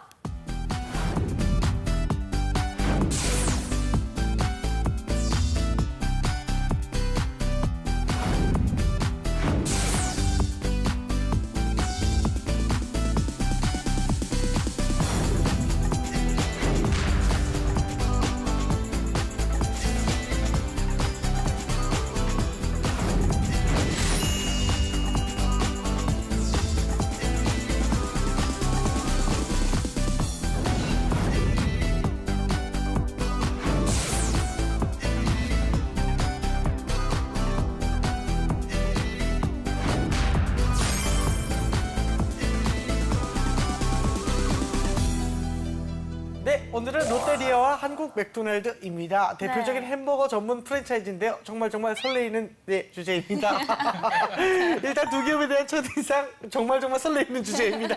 첫인상 얘기 한번 해볼까요? 네, 일단 롯데리아는 예전에 버거 소녀라고 해서 그 그래요? 양미라 씨가 되게 유명했잖아요. 맞아요. 아주 유명했죠. 한국에 특화된 메뉴들이 그쵸. 좀 많은 버거다라는 생각이 들고요. 맥도날드는 요새 좀 제가 인상 깊게 본 게 수제 버거 있잖아요. 직접 그렇죠. 이렇게 토핑해서 하는 거. 맞습니다. 저도 먹어봤는데 10,000원이 넘게 나오더라고요. 토핑을 다 넣어보니까. 맞아요, 맞아요. 아무튼 뭐 신선하고 좀 예. 고급화를 추진하고 있다 이런 생각이 들고 있어요. 그렇죠. 재현 씨는요?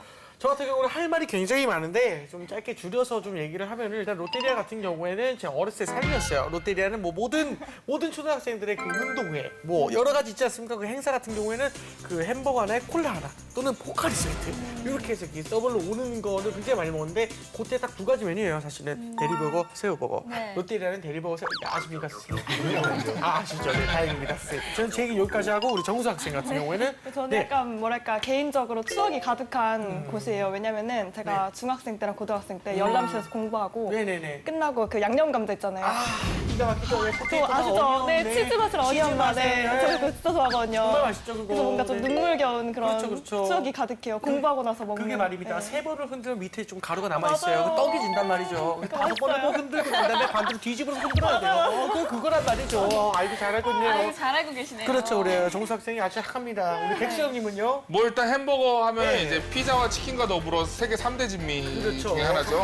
너무너무 맛있죠. 네, 그렇죠. 진짜. 저는 근데 이제 초등학교 때 꿈이 그렇죠. 예, 반장이 돼가지고 이제 네네네. 반 애들한테 롯데리아 불고기버거 돌리는 게 저도 그랬어요. 꿈이었어요. 네네. 다른 애들 다 대리버거 돌리는데 저는 네네네. 반장 되면 불고기버거 돌릴 생각이었거든요. 그렇군요. 근데 제가 2학년 때부터 네네. 6학년 때까지 꾸준히 네. 반장 선거를 나갔지만 한 번도 당선이 된 적이 없어요. 네. 전문에 햄버거네요. 네, 그래서 제가 이제 낙선의 아이콘으로 이제 아닙니다. 서울 명덕초등학교 2회 창작진 아유, 절대 그런 말 좀 연합 뉴스에서 하지 마요. 좀 제발. 약간 그렇게 네, 낙선의 아이콘이 돼가지고 그래, 그렇군요. 네, 애들이 저를 싫어했거든요. 네, 아닙니다. 연합이지만 그 머리가 햄버거 빵 같아요. 아 진짜요? 네, 제가 애들이 싫어하는 이유가 놀리면 네, 네. 발끈하고 막 그래가지고 그랬어요. 네네네 그래가지고 애들 저 싫어했거든요. 제일 좋아하는 햄버거 뭐였습니까? 저 제일 좋아하는 저 리브 샌드 좋아했어요. 리브 샌드 네. 기가 막히죠. 리브 샌드와 네. 불고기 버거는 다 길게 생기지 그쵸, 않습니까? 제일 길게 생겨가지고. 불갈비 네네네. 버거야. 네네네. 그거 너무 좋아했어요, 진짜. 예, 자, 이러다 아주 오프닝도 한 10분 넘게 할 것 같아서 그렇습니다. 네, 네네. 일단 줄여볼게요. 선생님, 그러면 업계 현황이 어떤 좋아요라를 말하기 전에 제일 좋아하는 햄버거는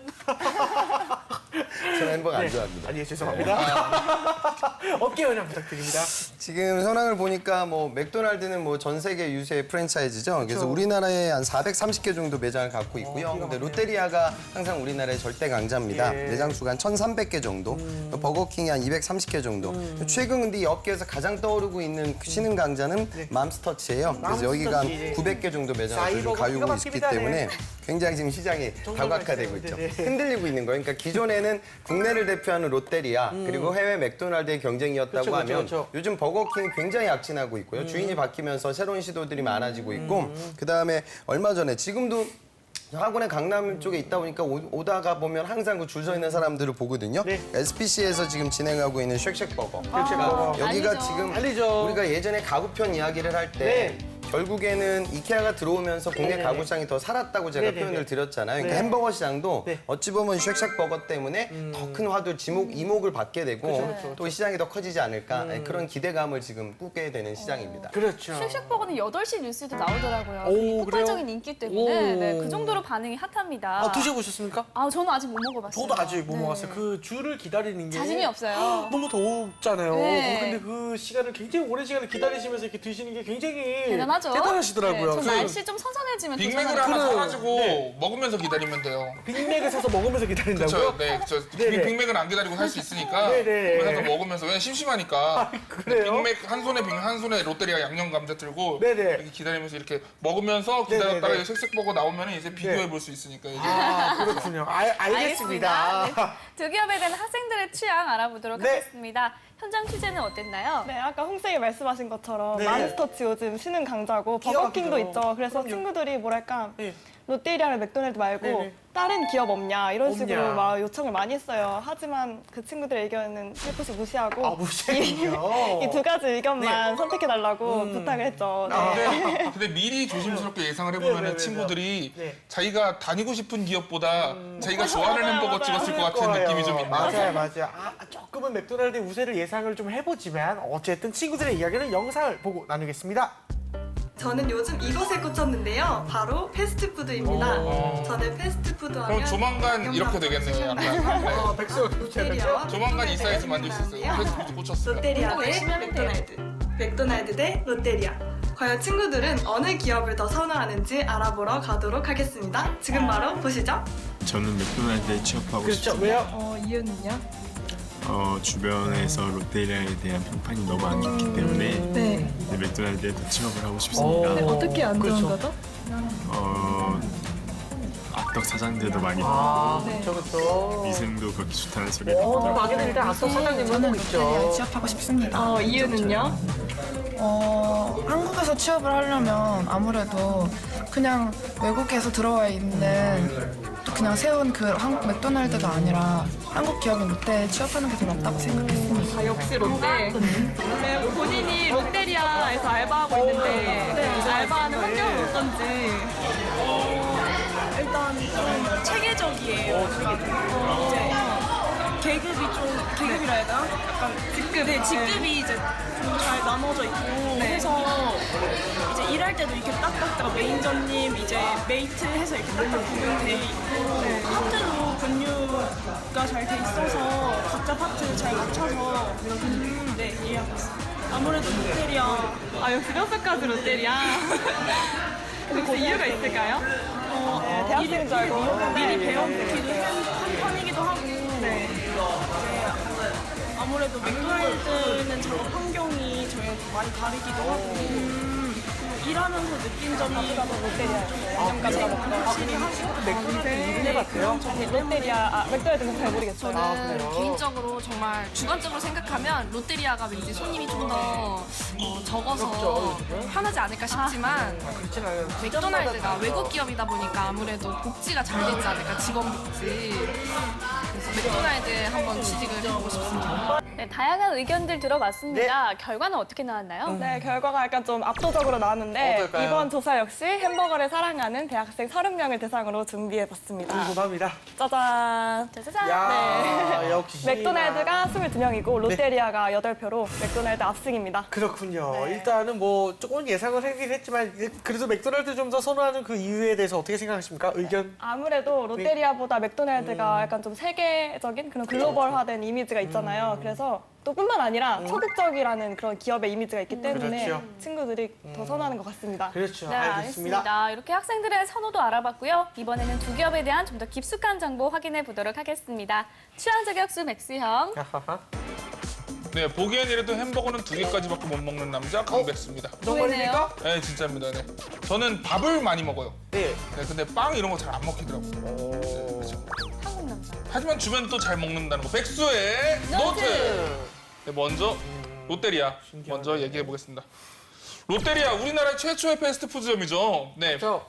한국적인 맛을 내세워서 아주 인기를 얻고 있었어요. 계속 얻어오고 있죠. 네. 맞아요. 어떤 네. 거 있었죠? 불고기 버거, 라이스 버거, 네. 김치 버거, 뭐 라면 버거 뭐 이런 것도 잠깐 나왔죠. 맞아요. 라면 버거도 나왔어요. 근데 이제 몇몇 개 좀 무리수다 뭐 이런 평가를 얻기도 했는데 맞아요, 어쨌거나 맞아요. 한국적인 햄버거 맛 굉장히 실험적으로 이렇게 네 우리 민족의 맛을 지켜오고 있는 패스트푸드점이라고 할까요? 네. 햄버거에 대해서는 제가 굉장히 통계학적으로도 좀 많이 알고 있는데요. 네. 이 불고기 버거가 제일 많이 팔린 건 맞아요.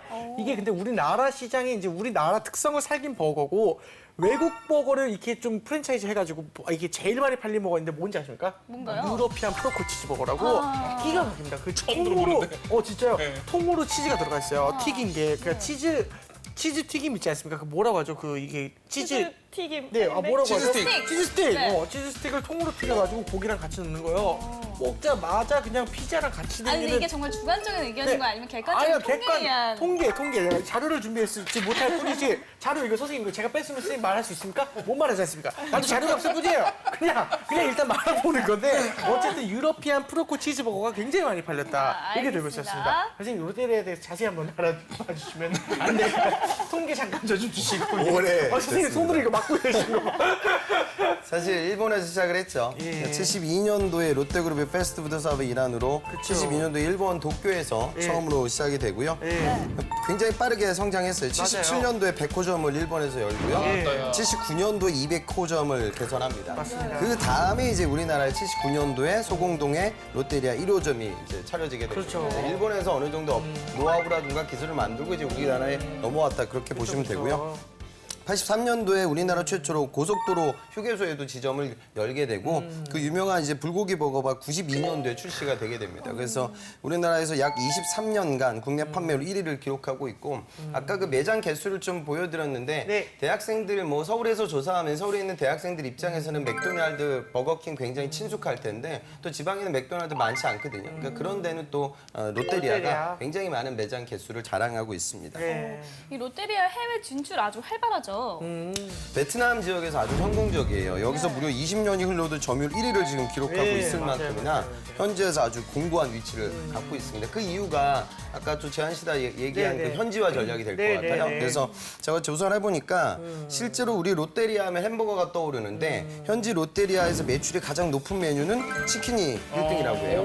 그리고 밥도 있고 그다음에 햄버거 순이다. 그러니까 각국이 우리나라에서 이제 김치버거, 불고기 버거로 성공을 거뒀듯이 이 베트남에서는 그쪽 입맛에 또 맞게끔 현지화 전략을 구사해서 좋은 성과를 내고 있는 기업이다. 이렇게 보시면 되겠습니다. 뭐 쌀국수 버거 이런 거 나오고 뭐 월남쌈 버거 이런 느낌으로 약간. 월남쌈 버거 그런 것도 괜찮다. 있을 수도 네, 있겠죠. 고수 버거 이런. 아니 월남쌈 버거까지는 아닌데 실제로 그 야채를 이렇게 따로 줘요. 아. 정말로 이건 아, 진짜 진짜 고수 넣어가지고 이렇게? 고수까지는 안 넣어주는데 네. 그 야채를 실제로 이렇게 월남쌈처럼 해가지고 이렇게 따로 줘요. 와. 그런 버거는 하나 있어요. 네. 제가 이게 막 던지는 것 같은데 이게 어딘가 다 있다니까요. 그럼요. 사람 생각이 거기서 거기라니까. 요리 프로그램인 거죠. 어딘가에 다 있어요. 야채까지 나오고. 네. 그럼요. 자 그럼 다음은 야채 버거인가 싶은데 다음 장도 한번 볼까요?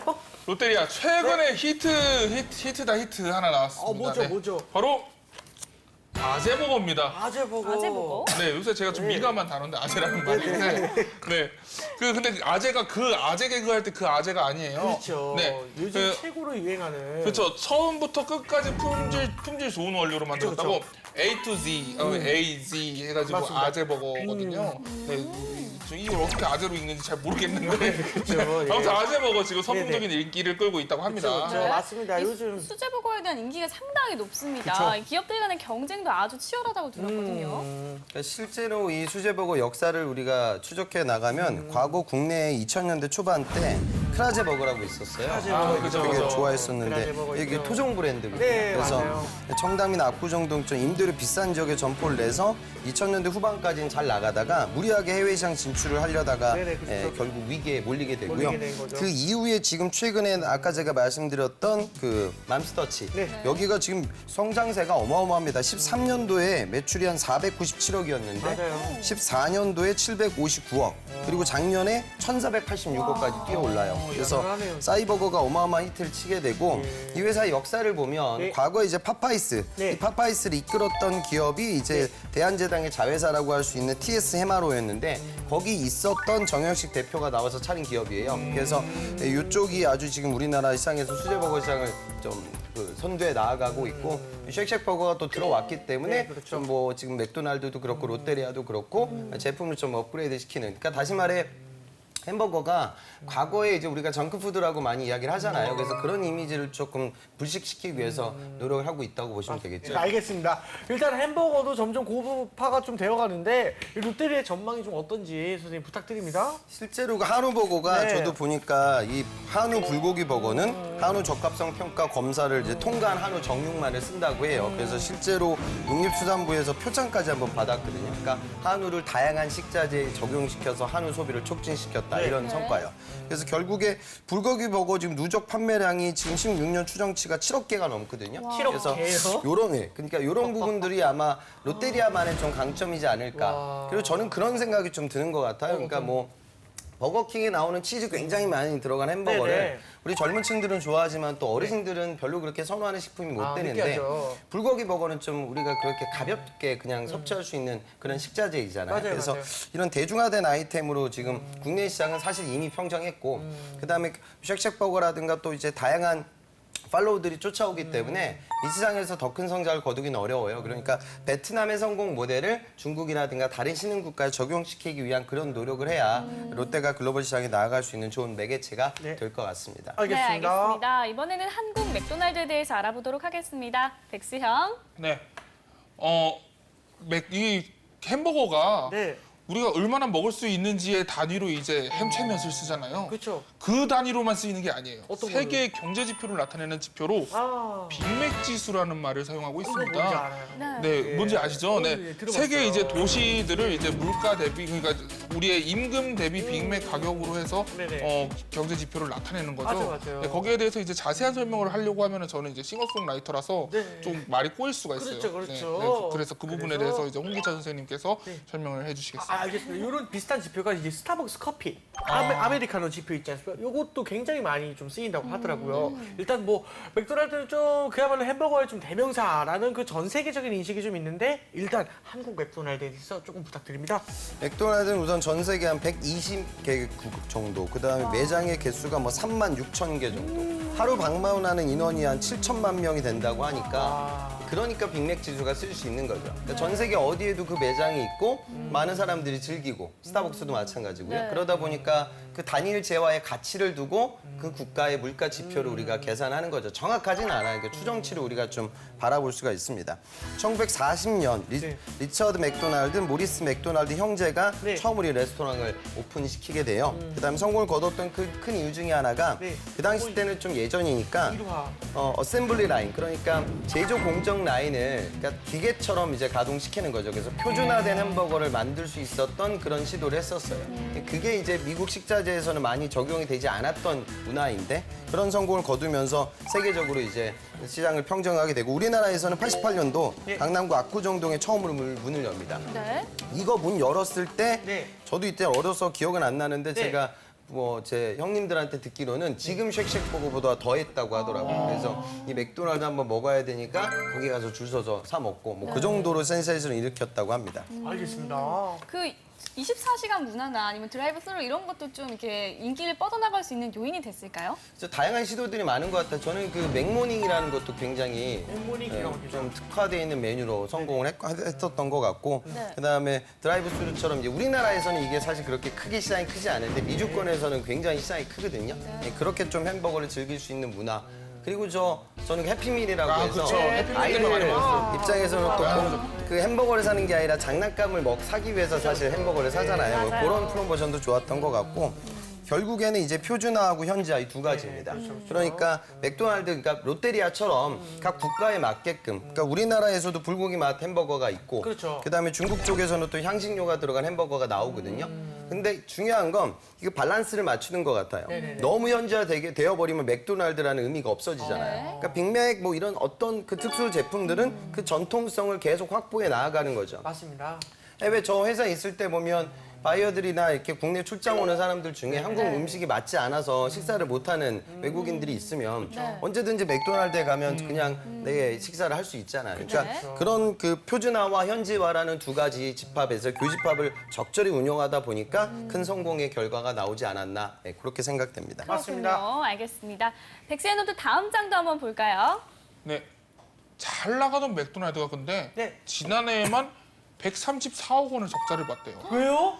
그러게 말이에요. 그래서 지금 한국 맥도날드가 지금 매각을 추진 중이라고 합니다. 어디로 팔릴지 모르는데 많이 비싼가요? 제가 좀 사고 싶은데.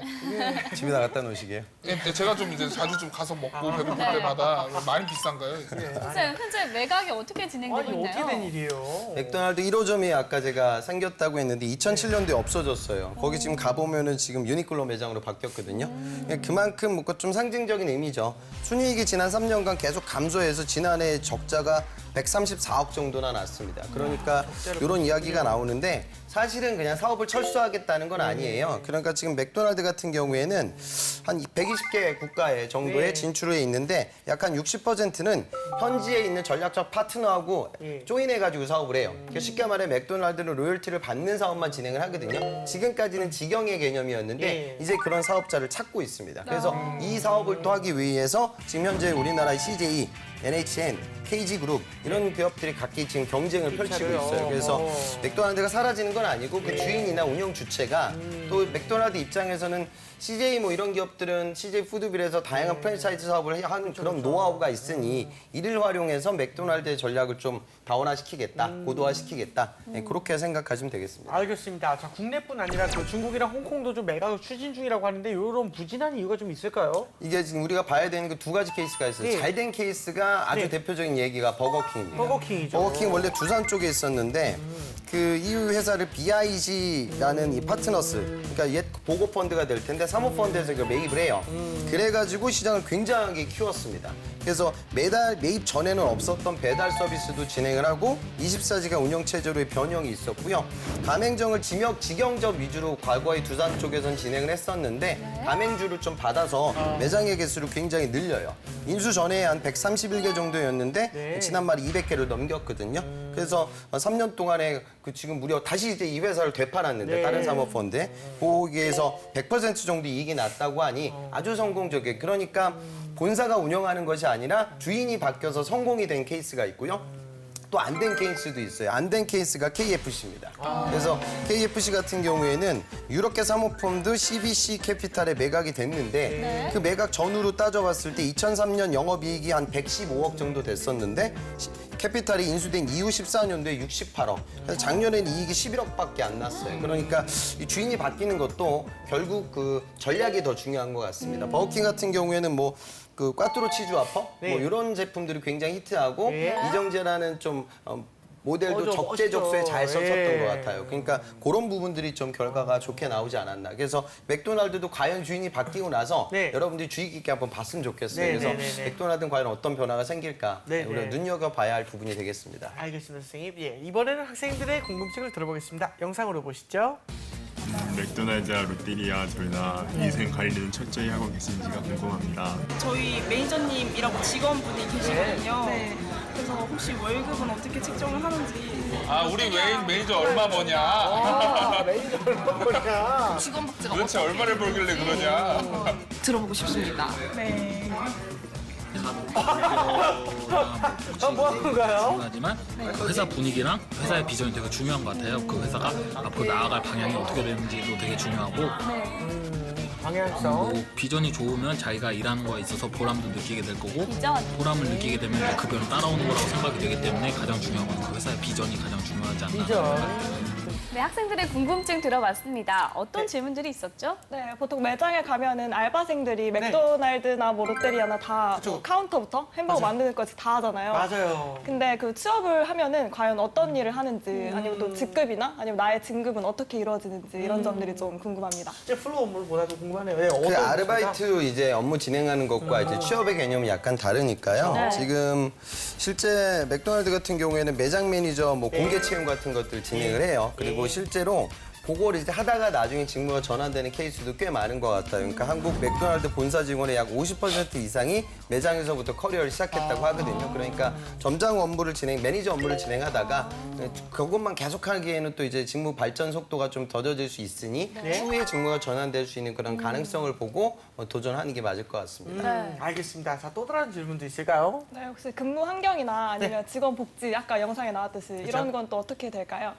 맥도날드 같은 경우에는 직급별 체계적인 교육 성장 프로그램을 갖추고 있다라고 해요. 그래서 직원들에게 연간 한 6만 시간 6만 2시간 실제로 어느 정도 되는지 모르겠는데 사이버 대학 연계 프로그램 등 뭐 이런 좀 교육들을 받을 수 있는 기회들을 제공하고 있다고 합니다. 그래서 이런 부분들을 좀 활용해야지 안 그러면 이제 그런 기회나 복지 혜택이 없다라고 하면 매장에서 그냥 운영하는 것들이 그다지 좀 창의적인 일이라고 하기에는 좀 폭이 좁잖아요. 그래서 그런 부분들 좀 기업에서도 생각을 하고 있는 것 같긴 합니다. 알겠습니다. 다른 질문도 있을까요? 또 채용 절차는 어떻게 되는지 그거 좀 평범한 질문인데 아니요. 이것도 제가 지금 든 생각인데 이런 마케팅이나 홍보 이런 팀은 안 뽑나요? 그런 팀은? 롯데리아는 지금 롯데리아는 이제 국내 기업이잖아요. 국내 대기업이니까 상품 개발, 식품 관련의 채용이 또 있었고요. 시설직이라고 해가지고 건축공학이라든가 건축학 친구들의 채용도 있었어요. 그래서 그렇게 매장 관련된 직군들만 있는 건 아니죠. 근데 아무래도 맥도날드는 이제 국내 법인은 아니다 보니까 모르겠습니다. 이번에 주인이 어떻게 바뀌면 또 다른 채용이 이루어질지 모르겠지만 통상적으로는 이제 뭐 매니저 직군의 채용이 조금 많은 그 기회이다 이렇게 생각을 했으면 좋겠어요. 알겠습니다. 아까 그 어떤 친구가 또 물어봤잖아요. 자기 매니저 어떻게 얼마나 벌냐고 얼마나 벌길래 나한테 막 그러느냐는 것 같은데 그 연봉이 어떻게 되나요? 연방 수준을 보니까요. 맥도날드는 2016년 대전 사원급 기준으로 봤을 때 맥도날드가 2,400 정도, 그다음에 롯데리아가 2,900 정도니까 사실 그렇게 뭐 연봉 처우 수준이 높은 편은 못 된다 그렇게 보시면 되죠. 알겠습니다. 자, 이외에도 이제 두 기업에 대한 한 가지 소문 카더라 한번 알아보겠습니다. 백수영. 네, 먼저 외식업계 입사를 위해서는 매장 아르바이트를 많이 해야 한다. 카더라. 사실인가요? 실제로 내가 이제 매니저 직군을 하기 위해서는 매장에서 일을 했던 경험이 많은 도움이 되죠. 그래서 미스테리 쇼퍼 같은 것도 이제 측정하고 또 알바생들이 그런 부분들 잘 대응해가지고 좋은 점수 받을 때도 있고 또 실수할 때도 있으니까 그런 관점에서 업무 진행했던 이력은 당연히 큰 도움이 되고 그 비단 이거는 이런 직군들 말고 여러분들이 영업형 직군을 도전할 때 고객 응대해보고 현장에서 블랙 컨슈머들 대응도 해보고 또 정말 다양한 세대 계층 고객에 있는 사람들과도 커뮤니케이션 나눠보고 햄버거 다 먹은 다음에 와가지고 머리카락 들어있으니까 새 걸로 주세요 뭐 이런 고객들 많거든요. 그런 고객들을 응대했던 경험은 영업 직군 도전에 모두 다 도움이 된다고 보시면 되죠. 그리고 이제 아르바이트 하는 친구들 잠수 타고 그러면은 매니저분도 이제 투입돼서 일을 해야 되는 경우가 또 발생할 수가 있으니까 필요할 수도 있겠네요. 알겠습니다. 자, 또 다른 카더라도 알아볼까요? 네. 한국 맥도날드는 외식 관련 학과를 우대한다. 카더라. 네, 사실인가요? 실제 근데 뭐 특수 직군이라고 하면 있을 것 같긴 한데 저도 정확히는 모르겠는데 아마 기회가 많을 것 같지는 않아요. 왜냐하면 물론 현지화 메뉴 개발이 이루어지긴 할 텐데 본사에서 어느 정도 지침이 올 것 같아요. 그런 것들은 본사에서 내려올 거니까 현지화 시키기 위한 그런 기술적인 니즈라든가 도전이 있겠죠. 근데 그게 일반 식품 기업들만큼 그렇게 다양하진 못할 것 같아요. 그래서 꼭 그런 부분들이라고 하면 내가 메뉴 개발에 큰 뜻을 갖고 있다라고 하면 햄버거 맛에 대한 특징을 정말 내가 개발하겠다. 그럼 그 꿈을 지금 정형화된 맥도날드라기보다 또 그런 비슷한 식자재를 운영하고 있는 프랜차이즈나 안 그러면 식품 기업에 도전하는 게 오히려 가능성은 더 크지 않을까 그런 생각이 듭니다. 맞습니다. 알겠습니다. 자, 지금까지 롯데리아와 한국 맥도날드에 대해서 이야기 나눠봤는데요. 두 기업 중에 어떤 기업이 학생들의 취향에 맞는지 한번 알아보도록 하겠습니다. 네, 진짜 너무 어려운데요. 네. 진짜 너무 고르기 어려울 것 같아요. 그래요? 일단 연봉은 롯데리아가 좀 더 높은 것 네네. 같고, 맞죠? 네, 저는 헷갈려가지고. 네, 맞아요. 뭔가 그 맥도날드가 초국적 기업이라고 했잖아요. 그래서 현지화도 많이 했었고, 근데 롯데리아는 맥도날드보다는 그러지 못한 점이 있잖아요. 네. 그래서 뭔가 제가 롯데리아에 들어가서 네. 뭔가 더 한다면은 그래서 롯데리아를 선택하고 싶네요. 아, 그렇군요. 알겠습니다. 자, 우리 백수영은요? 저는 젊은 나이에 기업에 입사를 해서 네. 다양한 경험과 다양한 직무를 좀 해보는 게 나중에 도움이 반드시 될 거라고 믿는 편이거든요. 네. 근데 이제 맥도날드가 지금 매각을 준비하고 있고 기업이 매각이 돼서 이제 그게 이제 잘 되기도 하고 잘 안 되기도 한다고 홍 선생님께서 말씀해 주셨잖아요. 그래서 그 경험은 그 시기의 경험은 다른 기업에서 흔히 할 수 있는 경험은 아닐 것 같아요. 그래서 저는 맥도날드에 들어가서 그것을 이제 그 매각 과정을 기회 삼아서 회사가 도약할 수 있게끔 기여할 수 있으면 참 좋겠다는 생각을 해봤습니다. 그래서 알겠습니다. 맥도날드를 선택했습니다. 예, 네. 감사합니다. 자, 마지막으로 두 기업에 취업하기 위한 신의 한 수죠. 홍쌤의 팁도 들어볼게요. 그러니까 여러분들한테 되게 친숙한 방송을 오늘 했잖아요. 네. 그러니까 늘상 먹는 햄버거. 근데 친숙함과 이제 내가 업으로 거기서 나가는 개념은 다른 개념이거든요. 그래서 실제로 보면은 여러분들한테는 익숙한 산업일 수 있지만 글쎄 모르겠어요. 저는 이제 쉑쉑버거라든가 요즘 이런 큰 메가 트렌드가 있다 보니까 우리가 다시 재조명을 받고 있지만 정크푸드의 의미는 분명하고요. 그다음에 앞으로 웰빙 트렌드, 그다음에 우리나라 내수시장의 다양한 식품 산업들이 약진을 고려하면 예전만큼의 그런 화려한 성장기를 겪을 만한 식품 아이템은 못 될 것 같아요. 그래서 여러분들이 물론 이제 이런 산업에 도전하실 분들은 도전을 하시되 맥도날드는 글로벌 넘버원 기업이고 롯데리아, 야 이거 롯데잖아. 이런 식으로 다가가게 되면 좀 여러분들이 실망할 수도 있을 것 같아요. 그래서 산업의 사이즈를 객관화시켜서 측정을 해보고 그다음에 좀 의사결정을 내리는 게 더 좋지 않을까. 그러니까 내가 먹을 때하고 이제 그 제품을 팔기 위해서 노력하는 관점은 다른 차원이니까요. 좀 현실적으로 고려를 해보셨으면 좋겠습니다. 알겠습니다. 자, 오늘 취향 교훈 여기까지 하고요. 저희는 다음 시간에 다시 찾아오겠습니다. 감사합니다.